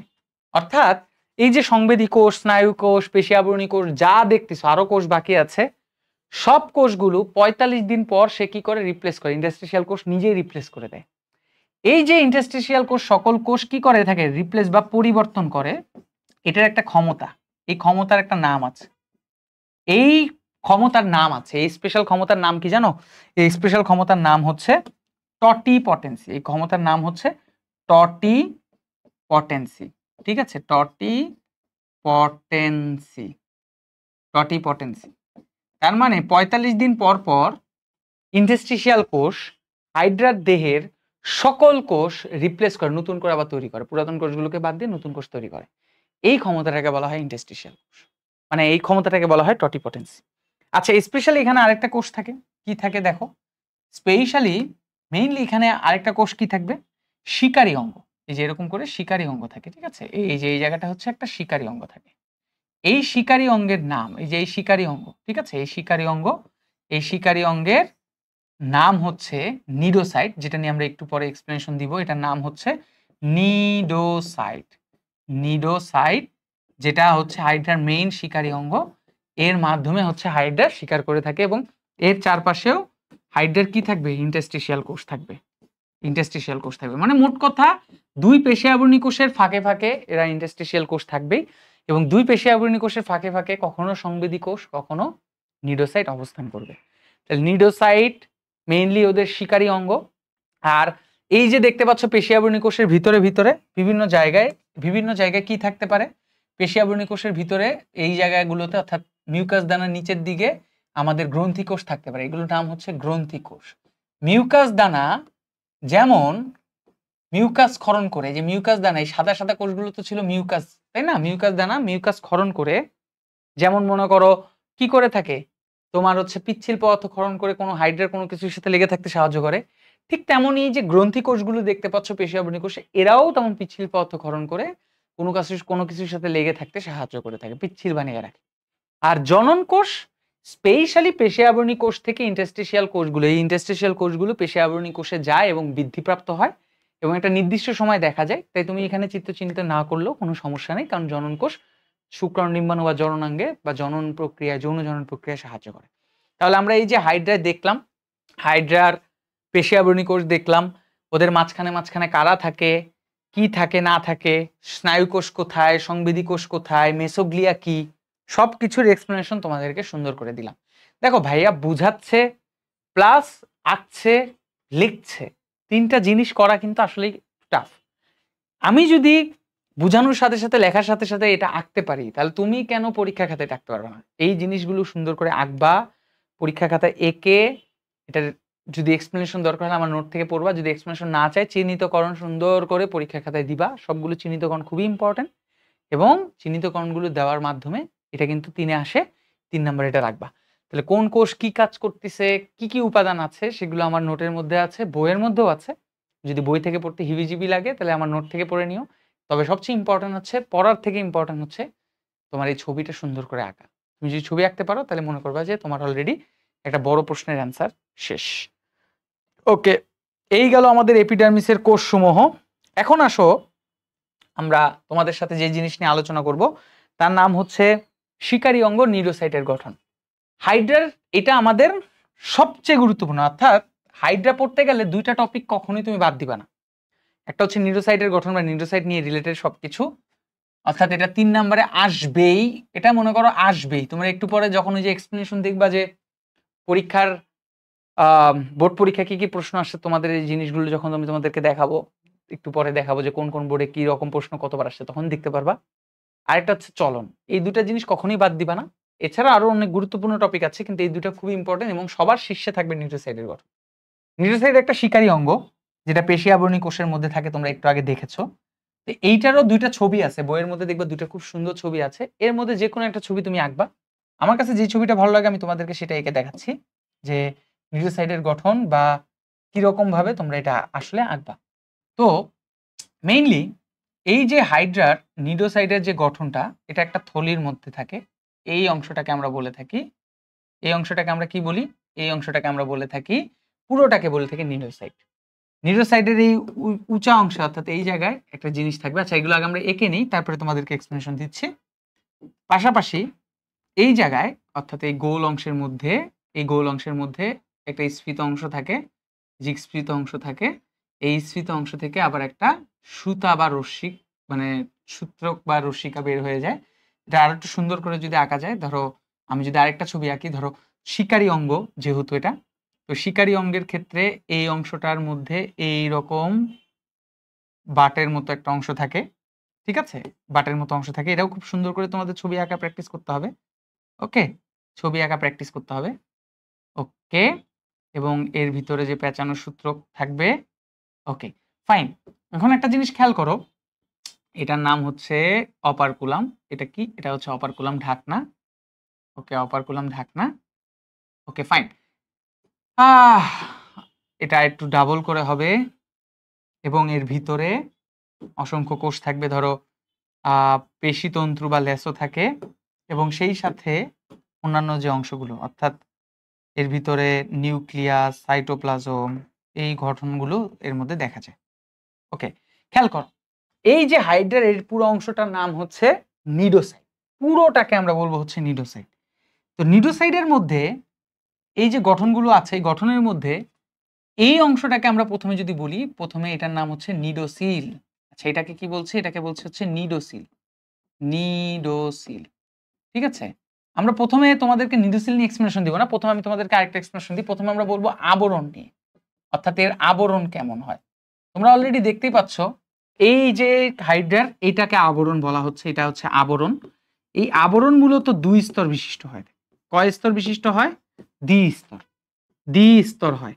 অর্থাৎ বাইরের যে আবরণ সেটাকে বাইরের স্তর, ভিতরের যে আবরণ সেটাকে ভিতরের স্তর বলে। এই বাইরের স্তরটা হচ্ছে বাইরের আবরণ, ভিতরের স্তরটা হচ্ছে ভিতরের আবরণ। এর ভিতরে অসংখ্য জিনিস থাকতে পারে, যেমন এই অংশটাকে বলা হয় পেশিতন্তু ও লেস। এটাকে আমরা কি বলবো? এটাকে আমরা বলবো হচ্ছে পেশি তন্তু ও লেসো। মূলত এর প্রধান কাজ কি? এর প্রধান কাজ হচ্ছে আবরণের স্ট্রাকচারাল উপাদান বা নিউরোসাইট স্ট্রাকচারাল উপাদান তৈরি করা। এই যে অংশগুলো দেখতে পাচ্ছ, এই অংশগুলোকে বলা হয় সাইটোপ্লাজম এবং এই অংশটাকে বলা হয় নিউক্লিয়াস। এগুলোকে আমরা কি বলবো? এগুলোকে আমরা বলবো হচ্ছে সাইটোপ্লাজম নিউক্লিয়াস। সাইটোপ্লাজম, ঠিক আছে, সাইটোপ্লাজম প্লাস হচ্ছে নিউক্লিয়াস, প্লাস কি? নিউক্লিয়াস। তাহলে সাইটোপ্লাজম এবং আরেকটা কি বলছি? নিউক্লিয়াস সম্পর্কে বলছি। সাইটোপ্লাজম নিউক্লিয়াস মূলত 2 আবরণের মাঝখানে থাকে। এই গঠনটাকে বলা হয়ে থাকে, এই গঠনটাকে বলা হয়ে থাকে অপারকুলাম বা ঢাকনা। এটাকে আমরা কি বলবো? এটাকে আমরা বলবো হচ্ছে অপারকুলাম, অপারকুলাম, বা এটাকে আমরা ঢাকনাও বলে থাকি। এই অপারকুলাম বা ঢাকনা মূলত একটা গঠনটাকে ঢেকে রাখছে, সেই গঠনটাকে একটু পরে বলছি। কিন্তু এই অপারকুলামকে খুলতে গেলে অবশ্যই তোমাকে নিডোসিলের হেল্প নিতে হবে, অর্থাৎ নিডোসিলটা বন্দুকের ট্রিগারের মতো কাজ করে। যখন কোনো শিকারী অঙ্গ এই নিডোসিলকে স্পর্শ করে তখন এই অপারকুলাম বা ঢাকনাটা খুলে যায়। আর এই অপারকুলাম বা ঢাকনাটা যখন খুলে যাবে তখন অনেকটা এরকম গঠনের মতো, কিরকম গঠন? এই যে এরকম গঠনের মতো একটা বুলেটের মতো একটা অংশ বের হয়ে আসে। যখন অপারকুলাম বা ঢাকনা খুলে যায় তখন এই যে পেঁচানো অংশটা দেখতে পাচ্ছ, এই পেঁচানো অংশটার নাম যদি আমি বলি, এই পেঁচানো অংশটার নাম হচ্ছে নেমাটোসিস্ট। এই নেমাটোসিস্ট অনেকটা এইরকম গঠনের হয়ে থাকে, নেমাটোসিস্ট নিউরোসাইটের ভিতরে। অর্থাৎ নিউরোসাইট পুরোটাই মনে করো একটা বন্দুকের মতো, যার ট্রিগার হচ্ছে নিডোসিল। আর নিডোসিলের কারণে অপারকুলাম বা ঢাকনাটা খুলে যায়, আর খুলে গেলে বুলেট, বন্দুকের ভিতরে বুলেট থেকে এই বুলেটটা বের হয়। এই যে এই বুলেটটার নাম হচ্ছে নেমাটোসিস্ট, এই অংশটার নাম হচ্ছে নেমাটোসিস্ট। এই নেমাটোসিস্ট এর অনেকগুলো গঠন আছে এই নেমাটোসিস্টের। যেমন এই যে গোড়ার অংশ দেখতে পাচ্ছ, এই গোড়ার অংশটাকে বলা হয় বাট। এই গোড়ার অংশটাকে আমরা কি বলবো? এই গোড়ার অংশটাকে আমরা বলবো হচ্ছে বাট। আর এই যে উপরের অংশটা দেখতে পাচ্ছ, এই উপরের অংশটাকে বলা হয় সূত্রক। এটাকে আমরা কি বলবো? এটাকে আমরা বলবো হচ্ছে সূত্রক। ঠিক আছে, এটাকে বলা হয় সূত্রক। আচ্ছা, গোড়ার অংশ বাট, এটা হচ্ছে সূত্রক। এই দুটো অংশই থাকে না, এর বাইরে আরো অনেক কিছু আছে। যেমন এই গোড়ায় বড় বড় তিনটা কাটা আছে, এরকম বড় বড় তিনটা কাটা আছে। এই যে কাটাগুলো দেখতে পাচ্ছ, এই কাটাগুলোকে বলা হয় বার্ব। এগুলোকে আমরা কি বলবো? বড় বড় তিনটা কাটাকে বলবো হচ্ছে বার্ব। কয়টা থাকবে? তিনটা বার্ব থাকবে। শুধুমাত্র তিনটা বড় বড় কাটায় বার্ব থাকে না, এর চারপাশে আরো অসংখ্য ছোট ছোট কাটা থাকে। যেরকম ছোট ছোট কাটা থাকে, এই গোড়ার অংশে ছোট ছোট অসংখ্য কাটা থাকে। এই যে কাটাগুলো দেখতে পাচ্ছ, এই কাটাগুলোকে বলা হয় বারবিয়ল। এই কাটাগুলোকে কি বলবো? বারবিয়ল। তাহলে বড় বড় কাটাকে বলা হয় বার্ব, আর গোড়ায় ছোট ছোট অসংখ্য কাটা। বড় বড় কাটা তিনটে থাকবে, এটা সংখ্যাগত মানভাবে ফিক্সড। কিন্তু যে ছোট ছোট কাটা বারবিয়ল আছে, এটা সংখ্যাগত মানভাবে ঠিক না। তাহলে গোড়ার এই স্ফীত অংশকে বলা হয় বাট, বড় বড় কাটাগুলোকে বলবো বার্ব, এবং ছোট ছোট কাটাগুলোকে বলবো বারবিয়ল। আর সূত্রক তো সূত্রক, যে সূত্রকটা মূলত পেঁচাতে সাহায্য করে। পাশাপাশি মনে রাখবা, এই ইয়ার মধ্যে নেমাটোসিস্টের মধ্যে, মানে এই নেমাটোসিস্টের এই বাটের মধ্যে কিছু বিষাক্ত পদার্থ থাকে। এই বাটের ভিতরে কিছু বিষাক্ত পদার্থ থাকে। এই বিষাক্ত পদার্থের নাম হচ্ছে হিপনোটক্সিন। এটাকে আমরা কি বলবো? এটার নাম হচ্ছে হিপনোটক্সিন। ঠিক আছে, হিপনোটক্সিন। হিপনোটক্সিন, টক্সিন মানে তো বিষ, টক্সিন মানে আমরা সবাই জানি বিষ। হিপনো মানে হচ্ছে হিপনোটাইজ, মানে অবশ করে দেওয়া। তাহলে অবশ করার বিষ, হিপনোটক্সিন। এই হিপনোটক্সিন দুইটা উপাদান দ্বারা তৈরি। কয়টা উপাদান দ্বারা তৈরি? দুইটা উপাদান দ্বারা তৈরি। এক নাম্বার হচ্ছে প্রোটিন, প্রোটিন দ্বারা তৈরি, এবং দুই নাম্বার হচ্ছে ফেনল, ফেনল নামক বিষ দ্বারা তৈরি। এই বিষটা যখন কোনো শিকারী অঙ্গের ভিতরে প্রবেশ করে এই নেমাটোসিস্টের মাধ্যমে, তখন ওই শিকার পদার্থটা অবশ হয়ে যায়, অজ্ঞান হয়ে যায়। তাহলে আমরা একটা জিনিস দেখতে পেলাম, এটা হচ্ছে একটা আদর্শ নিডোসাইডের গঠন, যার দুই স্তর বিশিষ্ট আবরণ আছে। এই আবরণের ভিতরে সাইটোপ্লাজম, নিউক্লিয়াস এবং পেশিতন্ত্র ল্যাসো গাঠনিক উপাদান হিসেবে কাজ করে। এই নিডোসাইডের ভিতরে একটা শিকারী বুলেটের মতো একটা অংশ আছে, যার নাম হচ্ছে নেমাটোসিস্ট, যার গোড়ার অংশের নাম হচ্ছে বাট। বাটে তিনটা বড় বড় কাটা থাকবে, যার নাম হচ্ছে বার্ব। ছোট ছোট অসংখ্য কাটা থাকবে, যাদের নাম হচ্ছে বারবিওল। এবং এছাড়া পাশাপাশি একটা সূত্রক থাকে। এই বাটের মধ্যে কিছু বিষ থাকে, যে বিষের নাম হচ্ছে হিপনোটক্সিন, যা মূলত কি করে থাকে? প্রোটিন ও ফেনলের সমন্বয়ে গঠিত, এবং যা মূলত একটা শিকারী অঙ্গের ভিতর বা শিকারী বস্তুর ভিতর ঢুকলে তাকে অজ্ঞান করে ফেলে, অবশ করে ফেলে। এটা হচ্ছে শিকার ছাড়া অবস্থায়, মানে যখন স্বাভাবিক অবস্থায় থাকে। তো এই নেমাটোসিস্টটাকে ঢেকে রাখতে সাহায্য করে হচ্ছে অপারকুলাম। যখন শিকারী বস্তু এই নিডোসাইডের নিডোসিলকে, যেটাকে নিডোসাইডের এটা অংশটাকে বলা হয় বন্দুকের ট্রিগার, নিডোসিল, এটাকে স্পর্শ করে, তখন অপারকুলাম খুলে যায়। খুলে গেলে রকেট যেমন লঞ্চিং হয়, তেমন এই নেমাটোসিস্টটাও লঞ্চিং হয়। লঞ্চিং হয়ে শিকারকে ধরে ফেলে। এই জিনিসটা তোমাকে আঁকতে হবে এবং এক্সপ্লেনেশন করতে হবে। এবং মনে রাখবা, এটা কিন্তু একবার নিক্ষিপ্ত হলে সেটা আবার পুনরায় ব্যবহার করতে পারে না। তখন ওই জায়গাটাতে, অর্থাৎ ওই নেমাটোসিস্ট যেহেতু বারবার নিক্ষেপ হয়ে বের হয়ে গেল, সেই জায়গায় নতুন করে আবার নতুন করে নিডোসাইড বা নেমাটোসিস্ট তৈরি করে, এবং 48 ঘন্টা পর পর এটা নতুন করে তৈরি হয়। পরিস্ফুটনরত নিডোসাইটকে আমরা নিডোব্লাস্ট বলি। এটা মাথার মধ্যে রাখতে হবে। ঠিক আছে, 48 ঘন্টার মধ্যে এটা আবার তৈরি হবে, এবং এর ক্ষেত্রে ইন্টারস্টিশিয়াল কোষ সাহায্য করে। তো এই যে নেমাটোসিস্ট, এই নেমাটোসিস্টের বাট, সূত্রক, বারবিওল, এই চারটা অংশ, হিপনোটক্সিন বিষ পাঁচটা অংশ, এই পাঁচটা অংশের উপস্থিত অনুপস্থিতির উপর ভিত্তি করে এর কিছু প্রকারভেদ আছে। অর্থাৎ বুলেটের যেমন অনেক প্রকারভেদ থাকে না, 9 mm, মানে 9 মিলিমিটার, 16 মিলিমিটার, 15 মিলিমিটার, তেমনই নেমাটোসিস্টের কিছু প্রকারভেদ আছে। যেমন প্রথম প্রকারভেদের নাম আমি যদি বলি, 1 নাম্বার, সেটার নাম হচ্ছে স্টিনোটিল। স্টিনোটিল, ঠিক আছে, স্টিনোটিল। স্টিনোটিল, বা এটাকে আরেকটা সুন্দর করে নাম দেওয়া আছে পেনিট্রেন্ট। এটাকে আমরা কি বলি?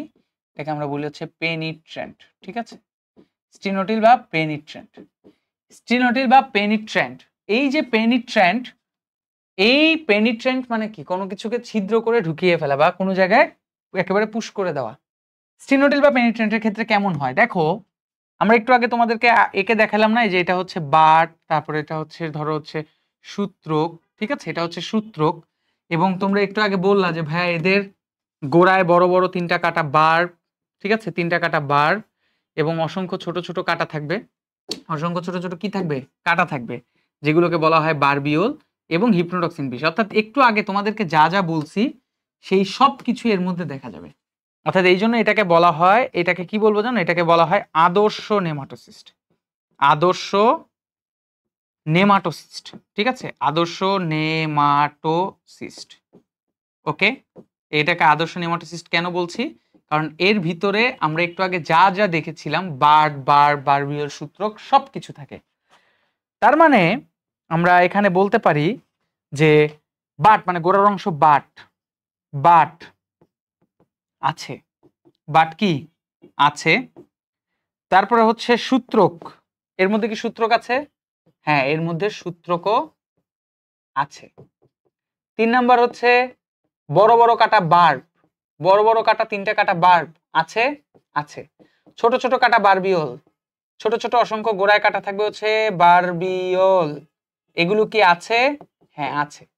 4 নাম্বার হচ্ছে হিপনোটক্সিন বিষ, হিপনোটক্সিন, ঠিক আছে, হিপনোটক্সিন, হিপনোটক্সিন যে বিষটা আছে, হিপনোটক্সিন বিষের মধ্যে আছে, হ্যাঁ এর মধ্যে আছে। তার মানে আদর্শ নেমাটোসিস্ট বার্ব থাকে, সূত্রক থাকে, বার্ব থাকে, বারবিওল থাকে, হিপনোটক্সিন বিষ সবই এর মধ্যে উপস্থিত, তাহলে তো কোনো সমস্যা নেই। এরপরে আসো তাহলে আমরা 2 নাম্বারটা দেখি। 2 নাম্বার যেই নেমাটোসিস্টটা আছে তার নাম হচ্ছে ভলভেন্ট। এটাকে আমরা কি বলবো, এটাকে আমরা বলবো হচ্ছে ভলভেন্ট বা ডেসমোনিম। এটাকে আমরা কি বলি, আরেকটা নাম কি, ডেসমোনিম, ঠিক আছে, ভলভেন্ট বা ডেসমোনিম। ভলভেন্ট বা ডেসমোনিমের ছবিটা যদি দেখো তাহলে বুঝতে পারবা, ভলভেন্ট বা ডেসমোনিমের ক্ষেত্রে এর গোড়ার অংশ বার্ব আছে এবং এর যে সূত্রক, এই সূত্রকটা মূলত পেঁচানো অবস্থায় থাকে। অর্থাৎ গোড়ার অংশ বার্ব আছে, তারপরে যে পেঁচানো সূত্রক, পেঁচানো সূত্রক, মানে এই সূত্রকটা কিন্তু কি করে থাকে, একটু আলাদা, একটু আলাদা, ডিফারেন্ট, মানে অন্যান্য সূত্রকের মতো স্ট্রেট ফরওয়ার্ড না, এটা হচ্ছে পেঁচানো সূত্র। আর কোনো কিছু আছে না, এর মতো বার্ব হিপনোটক্সিন বিষ কিচ্ছু নেই। তার মানে আমরা এদের ক্ষেত্রে কি বলতে পারি, অর্থাৎ এদের ক্ষেত্রে বলতে পারি পেঁচানো সূত্রক, স্পেশালি কিসের জন্য পাওয়া যাচ্ছে, পেঁচানো সূত্রক। পেঁচানো সূত্রকের জন্য এটা আলাদাভাবে ডিফাইন করা যায় যে সূত্রকটা পেঁচানো, কর্ক স্ক্রুর মতো। 2 নাম্বার, এই যে বাটের কথা বলা আছে, বাটের কথা আছে, বাট কি আছে, এর বড় বড় গোড়ার অংশটা বাট আছে। এই যে সূত্রকের কথা বলা আছে, হ্যাঁ সূত্রকও আছে, সূত্রক আছে তবে পেঁচানো, ফাইন, সূত্রক আছে পেঁচানো। যদি বলা হয় বার্বের কথা, বার্ব 4 নাম্বার, বার্ব নাই, অর্থাৎ এর ক্ষেত্রে বার্ব নাই, অর্থাৎ গোড়ায় কোনো বড় বড় কাটা নাই। যদি বলা হয় বারবিওল, না এদের ক্ষেত্রে বারবিওলও নাই। যদি কথা বলা হয় হিপনোটক্সিন বিষ, না এদের ক্ষেত্রে হিপনোটক্সিন বিষও নাই, এদের ক্ষেত্রে হিপনোটক্সিন বিষও নাই।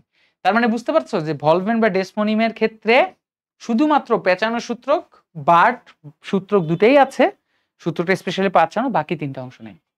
Okay fine. এবার আমরা যদি 3 নাম্বার নিয়ে বলি, এর নাম হচ্ছে স্ট্রেপটোলিন গ্লুটিনেন্ট। স্ট্রেপটোলিন, অনেক বড় নাম তাই না, স্ট্রেপটোলিন গ্লুটিনেন্ট, গ্লুটিনেন্ট, ওকে, স্ট্রেপটোলিন গ্লুটিনেন্ট, বা এটা আরেকটা সুন্দর নাম আছে হলোট্রিকাস, হলোট্রিকাস আইসোরাইজা, অনেক বড় নাম তাই না, আইসোরাইজা, হলোট্রিকাস আইসোরাইজা। এটার মানেটা কি, হলো মানে হচ্ছে সম্পূর্ণ, তোমরা সবাই জানো যে হলো শব্দের অর্থ হচ্ছে সম্পূর্ণ, ট্রিকাস মানে হচ্ছে কাটা, আইসোরাইজা মানে হচ্ছে সূত্র, তার মানে সূত্রকে সম্পূর্ণ কাটা। অর্থাৎ আমি যদি এদের ছবিটা আঁকি, এদের ছবির মধ্যে মনে রাখবা এদেরও বাট আছে, অর্থাৎ বাট আছে এবং এদেরও সূত্রক আছে, কিন্তু ছোট ছোট কাটা বার্ব, মানে বড় বড় কাটা বার্ব, ছোট ছোট কাটা বারবিওল, এগুলো কিচ্ছু নেই, হিপনোটক্সিন বিষ নেই। স্পেশালি এদের খালি সূত্রকে, এটা কিন্তু এই সূত্রকের এই কাটাগুলোকে কিন্তু আমরা বারবিওল ধরতে পারবো না, এগুলো হচ্ছে সূত্রকের কাটা।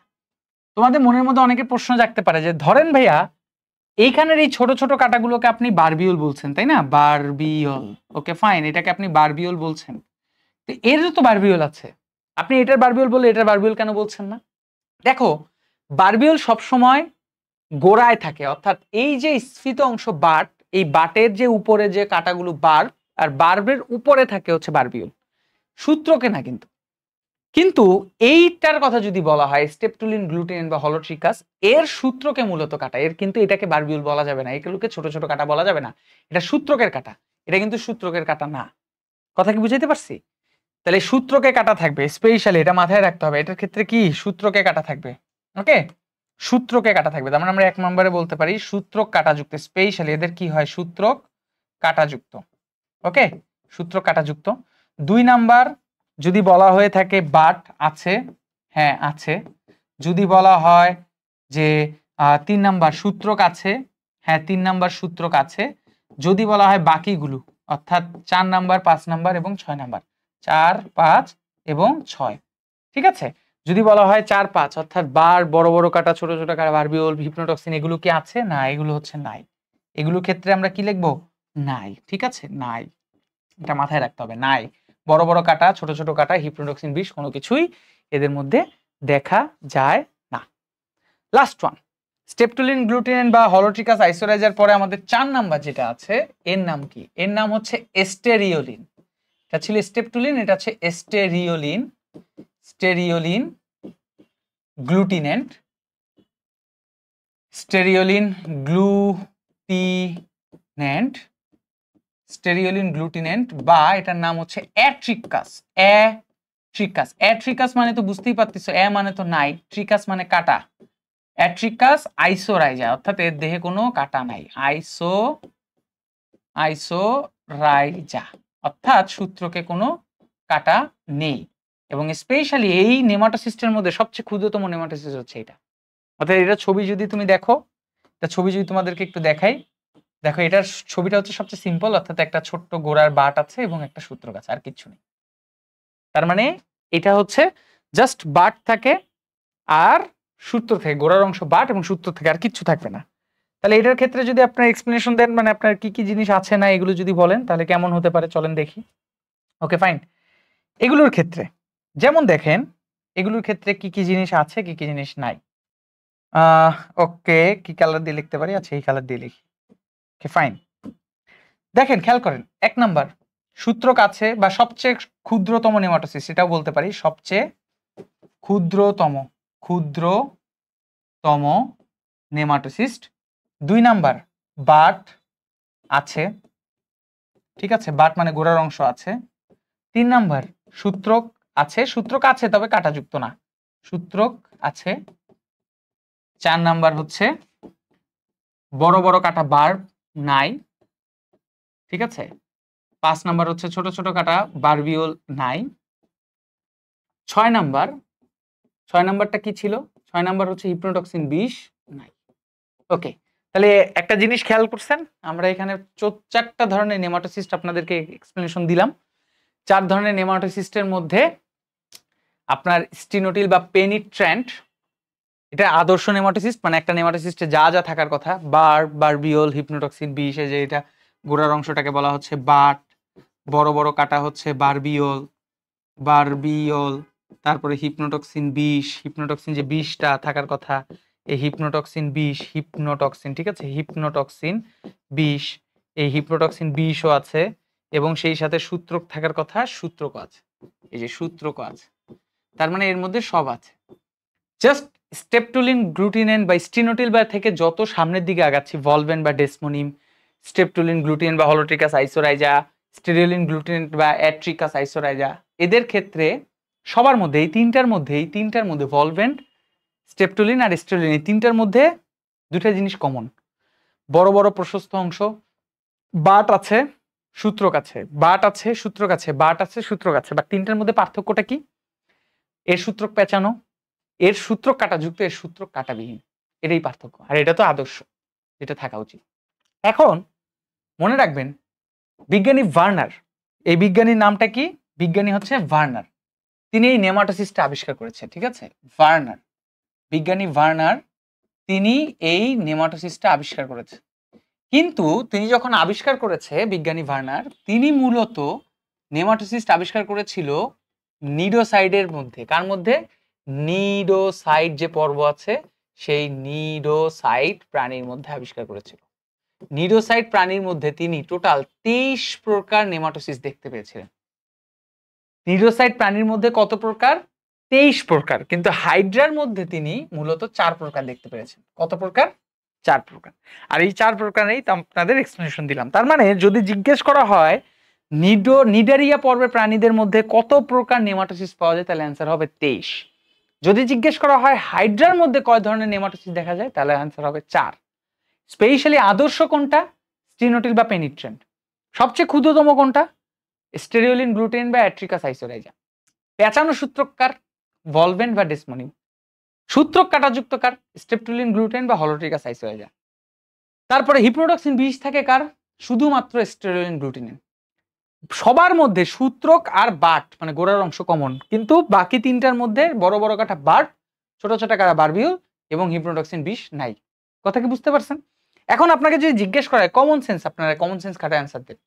যদি জিজ্ঞেস করা এই 4টা নেমাটোসিস্টই তার হাইড্রার মধ্যে আছে, একটা প্রাণী আসছে, ছোট্ট একটা প্রাণী, তাকে অবশ করতে হবে, তাহলে অবশ্যই কাকে ছুঁড়ে মারবে? স্টিনোটিল বা পেনিট্রেন্ট, কারণ এর মধ্যে হিপ্নোটক্সিন বিষ আছে। যদি জিজ্ঞেস করা হয় যে প্রাণীটাকে এবার পেঁচানো লাগবে, তাহলে অবশ্যই কাকে ছুঁড়ে মারবে? ভলভেন্ট। ইনফ্যাক্ট স্টেপটুলিন, গ্লুটিনেন্ট বা হলোট্রিকাস আইসোরাইজা, স্টেরিওলিন, গ্লুটিনেন্ট, এরা দুইজন, এই যে দুইজন, এদের দুইজনের কাজও কিন্তু আঠালো পদার্থ ক্ষরণ করে শিকারকে ধরে রাখা। অর্থাৎ এই তিনটা ভলভেন্ট বা ডেসমোনিম, স্টেপটুলিন, গ্লুটিনেন্ট এবং স্টেরিওলিন, গ্লুটিনেন্ট, তাদের তিনজনেরই কাজ হচ্ছে শিকারকে আঁকড়ে ধরা। যদি পেঁচানোর সূত্রক পেঁচিয়ে ধরতে মন চায়, তাহলে ভলভেন্ট নিক্ষেপ করবে। যদি মনে হয় যে না আমি আঠালো পদার্থ ক্ষরণ করে নিক্ষেপ করব, তাহলে এই দুইটা যে কোনো একটা নিক্ষেপ করবে।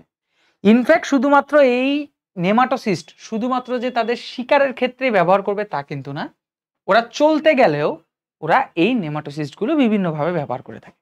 এইটা পরীক্ষায় আসবে, খুব সুন্দর করে এক্সপ্লেনেশন দিবেন, প্রত্যেকটা ছবি আঁকবেন, টাইপ লিখবেন, কে কোন কাজ করতেছে সেগুলো নিয়ে আলোচনা করবেন। কথা কি বুঝতে পেরেছেন?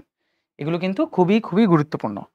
সো এরই মাধ্যমে আমরা হাইড্রার আজকে বিষয়গুলো নিয়ে আলোচনা করলাম। এখানে আমরা নেমাটোসিস্ট এবং নিডোসাইটের মধ্যে একটা পার্থক্য দেখাচ্ছি।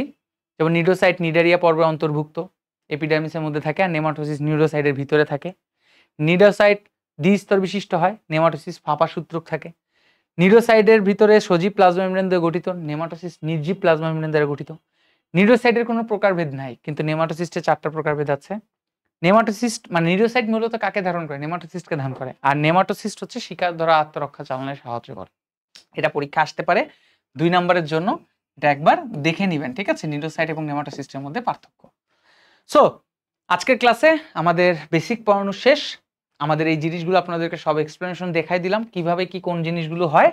এখন আসেন আমরা দেখি আমাদের যে বোর্ড কোশ্চেনগুলো আছে, এই বোর্ড কোশ্চেনগুলো আমাদের পরীক্ষায় কেমন কেমন প্রশ্ন আসে। যেমন দেখো, প্রথম প্রশ্ন, হাইড্রার কোন ধরনের নেমাটোসিস্ট হিপনোটক্সিন ধারণ করে? দেখছেন, প্রথমে কুমিল্লা বোর্ড 23-এর একটা প্রশ্ন, হাইড্রার কোন ধরনের নেমাটোসিস্ট মানে হিপনোটক্সিন ধারণ করবে? পেনিট্রেন্ট, ভলভেন্ট, স্টেপটুলিন, গ্লুটেন, স্টেরিওলিন, গ্লুটেন। আপনারা সবাই জানেন, এই যে একটু আগে আমরা পড়লাম, স্টিনোটিল বা পেনিট্রেন্টই হাইড্রা নেমাটোসিস্ট ধারণ করতেছে।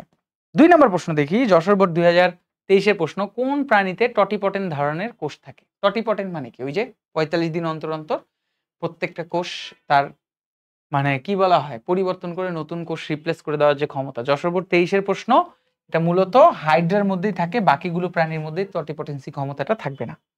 তারপরে আসেন নেক্সট একটা প্রশ্ন দেখি, বরিশাল বোর্ড 2023-এর প্রশ্ন, হাইড্রার দেহের কোন কোষকে সংরক্ষিত কোষ বলা হয়? বরিশাল বোর্ড 23, মানে কোন কোষটা মূলত হাইড্রাকে বিভিন্ন ধরনের কোষ তৈরি করতে সাহায্য করবে, ক্ষতস্থান পূরণ করবে? অবশ্যই জানেন ইন্টারস্টিশিয়াল কোষ, এই কোষটাকে আমরা সংরক্ষিত কোষ বলি। কেন সংরক্ষিত কোষ বলবো? কারণ এই কোষটা দেহের কোনো স্থানে ক্ষতস্থান পূরণ বা কোনো ক্ষয় পূরণ বা অভাব পূরণের জন্য ব্যবহার করা হয়। আবারও সেম প্রশ্ন, বোর্ড রাজশাহী বোর্ড 22, একটু আগে যে প্রশ্নটা আমরা কুমিল্লা বোর্ড 23-এ পেয়েছি, সেই প্রশ্নটাই রাজশাহী বোর্ড 22-এ আসছে, যে হাইড্রার দেহে টটিপটেন্ট কোষ কোনটি, মানে কোন কোষটা টটিপটেন্ট ক্ষমতাটাকে ডিফাইন করে। এই টটিপটেন্ট শব্দটা পেলেই অ্যান্সার আপনারা কি করবেন? ইন্টারস্টিশিয়াল কোষ। কথা বুঝতে পেরেছেন? এরপর আসেন কুমিল্লা বোর্ড 2022-এর একটা প্রশ্ন দেখি। কুমিল্লা বোর্ড 2022-এর প্রশ্ন হচ্ছে, হিপনোটক্সিন কোন কোষে থাকে? কোন কোষের মধ্যে হিপনোটক্সিন থাকবে? পুষ্টি কোষ, নিউরোসাইট, তারপরে ইন্টারস্টিশিয়াল কোষ। হিপনোটক্সিন বিষ মূলত নিউরোসাইট বা নেমাটোসিস্ট কোষের মধ্যে এরা থাকবে। তারপর আসেন নেক্সট প্রশ্ন দেখি। নেক্সট প্রশ্ন হচ্ছে, হাইড্রার গ্যাস্ট্রোডার্মিস কোষ কোনটি? গ্যাস্ট্রোডার্মিস মানে হচ্ছে এন্ডোডার্মিসের আরেকটা নাম, এন্ডোডার্মিস বা ভিতরের ত্বকের আরেকটা নাম হচ্ছে গ্যাস্ট্রোডার্মিস।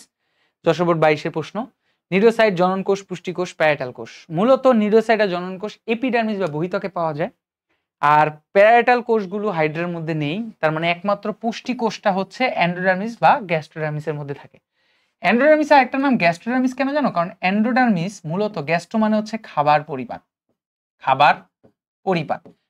হাইড্রার যে ভিতরের কোষ বা এন্ডোডার্মিস যেটা দেখতে পেয়েছিলা বা যেগুলো নিয়ে এখন এক্সপ্লেনেশন করিনি, সেটা মূলত খাদ্য পরিপাকে সাহায্য করে। এই কারণে এন্ডোডার্মিস আর একটা নাম দেওয়া হয়েছে গ্যাস্ট্রোডার্মিস।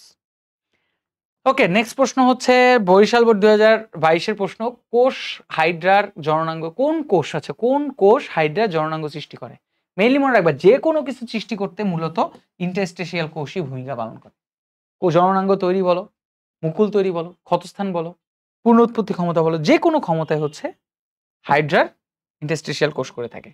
ঢাকা বোর্ড 19-এর প্রশ্ন, হাইড্রার কোন নেমাটোসিস্ট ফেনল থাকে? মানে কোন নেমাটোসিস্টের মধ্যে ফেনল বলতে হিপ্রোডক্সিন বিষ থাকে? ভলভেন্টে থাকবে, স্টেপটোলিন গ্লুটেন থাকবে, না স্টিরোলিন? ফেনল মূলত হিপ্রোডক্সিন বিষ, আর হিপ্রোডক্সিন বিষ হচ্ছে পেনিট্রেন্ট বা স্টিনোটিলের মধ্যেই দেখা যায়। যশোর বোর্ড ঢাকা বোর্ড 18-র প্রশ্ন, উপরের চিত্রের প্রাণীটি খাদ্যাভ্যাস। উপরের চিত্র বলতে হাইড্রার কথাই বলছে, যে তার মানে চিত্রটা এখানে দেওয়া হয় নাই। তার খাদ্যাভ্যাস কেমন? তৃণভোজী, মাংসাশী, মৃতজীবী, সর্বভোগ? অবশ্যই হাইড্রা একমাত্র মাংসাশী প্রাণী। ঠিক আছে, তারপরে আসেন ঢাকা বোর্ড 2017-র প্রশ্ন, যে অরীয় প্রতিসমের উদাহরণ কোনটি? আচ্ছা, এটা যদিও এর মধ্যে এখানে ঢুকিয়ে দেওয়া হয়েছে, কিন্তু এই কোশ্চেনটা কিন্তু আসলে প্রাণী শ্রেণীবিন্যাসের প্রশ্ন, কারণ অরীয় প্রতিসমের অনেকগুলো উদাহরণ আছে। উদাহরণটা প্রাণী প্রতিসম গেলে পাবা। উদাহরণটা এরকম আমরা মনে রাখি যে হাই যে সি, ওখানেও দেখবা যে হাইড্রার কথা উল্লেখ করা আছে, যেমন হাই দিয়ে হাইড্রা হয়। ঠিক আছে, আর আমরা তো একটু আগে দেখলাম যে হাইড্রা হচ্ছে অরীয় প্রতিসম। জে দিয়ে হচ্ছে জেলিফিশ হয়, জেলিফিশ।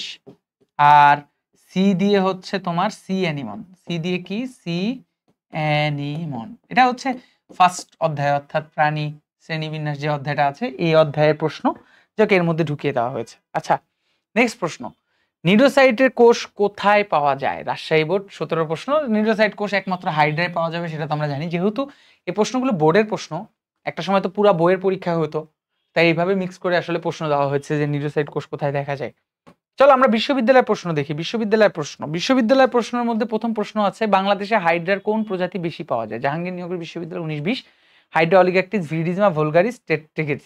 মনে রাখবা, হাইড্রা ভিরিডিজমা হচ্ছে বাংলাদেশের সবচেয়ে বেশি পাওয়া যায়। বাংলাদেশে তো 3টা প্রজাতি তো দেখছোই, একটা হচ্ছে হাইড্রা অলিগাক্টিস, হাইড্রা ভলগারিস, হাইড্রা ভিরিডিজমা, কিন্তু বাংলাদেশে সবচেয়ে বেশি পাওয়া যায় ভিরিডিজমা।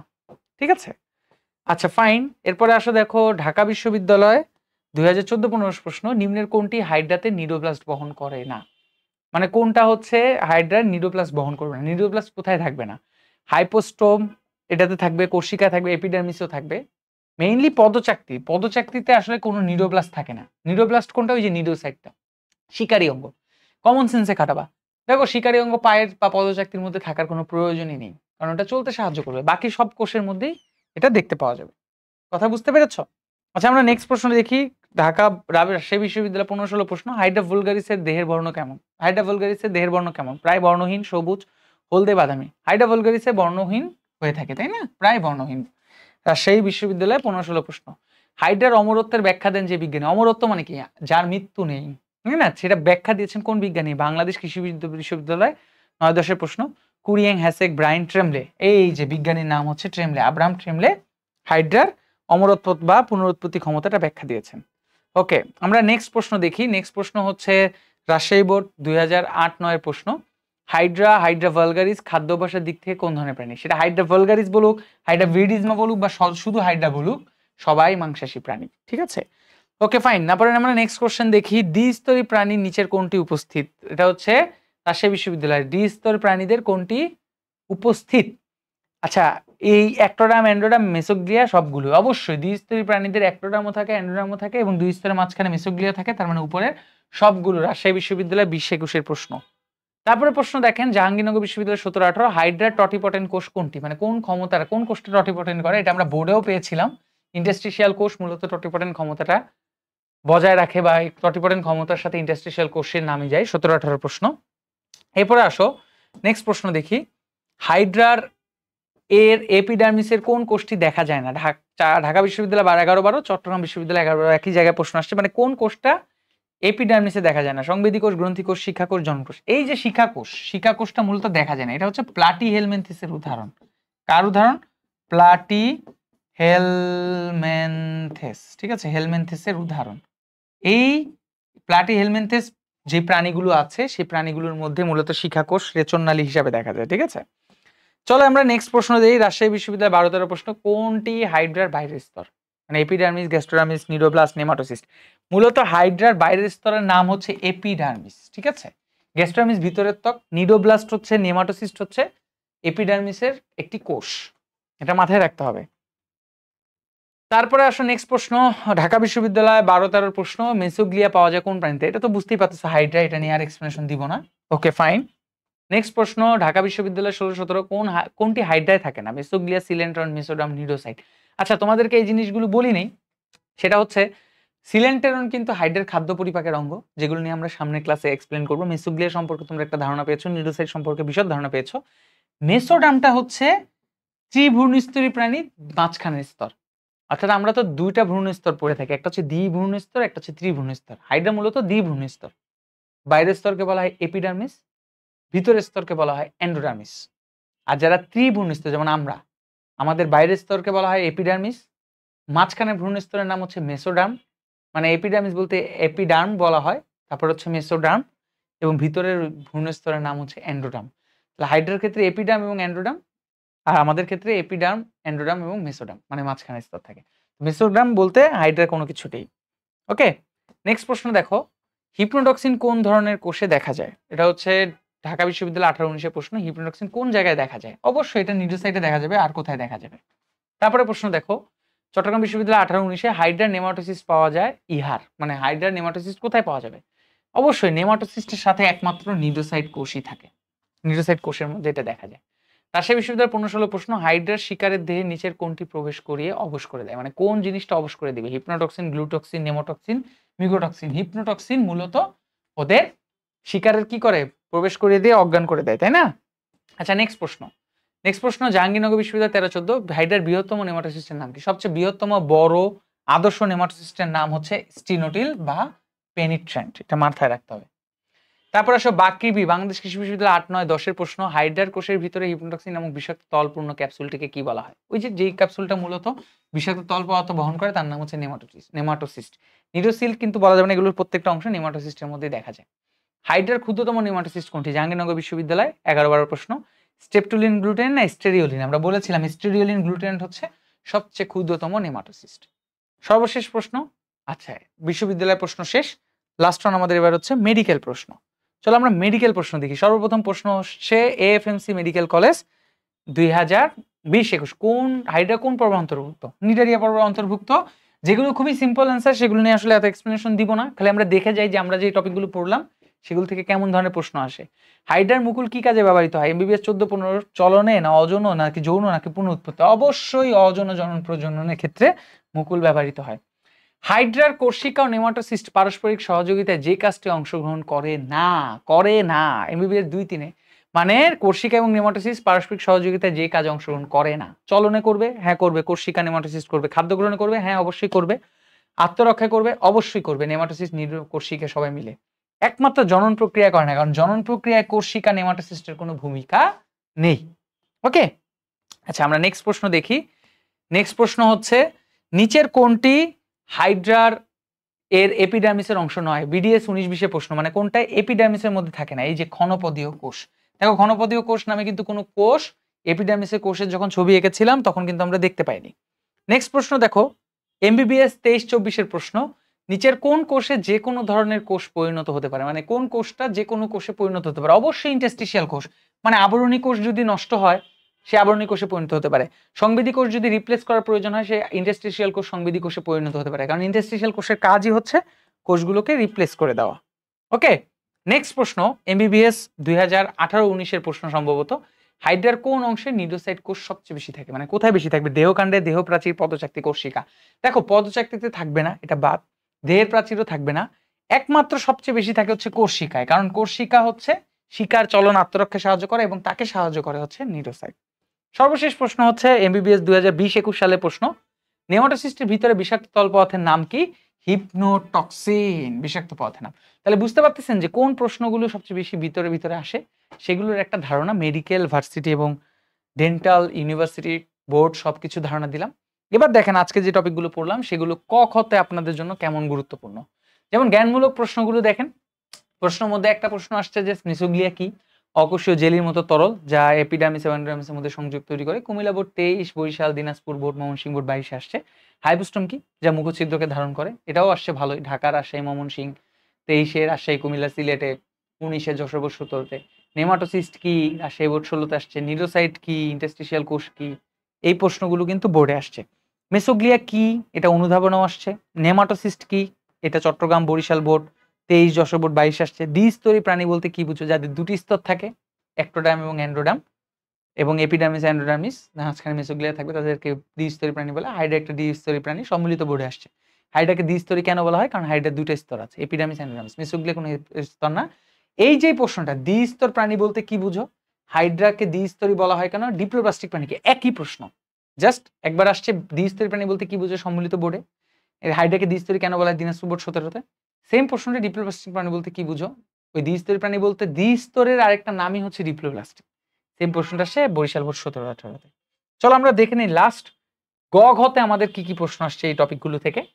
যেমন দেখো, গ ঘতে বিশেষ করে সবচেয়ে গুরুত্বপূর্ণ হাইড্রার নিউরোসাইটের গঠন বর্ণনা করো, ছবি সহ।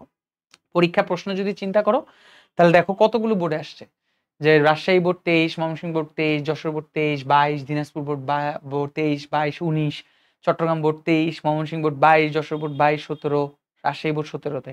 এপিডার্মিস বা বহিত্বকের কোষের সূত্র সহ বর্ণনা করো, এটাও আসছে। দেখো Dhaka board 22, Comilla board 22, Chittagong board 17, Dinajpur board 17, Rajshahi board 17, মানে রাজশাহী বোর্ড 23, 19, মানে এগুলো বোর্ড বলে শেষ করতে পারবো না। আবার নিউমাটোসিস্টের প্রকারভেদটাও আসছে, যেটা Dhaka board 22, Sylhet board 22, Dhaka board 19, Comilla board 23।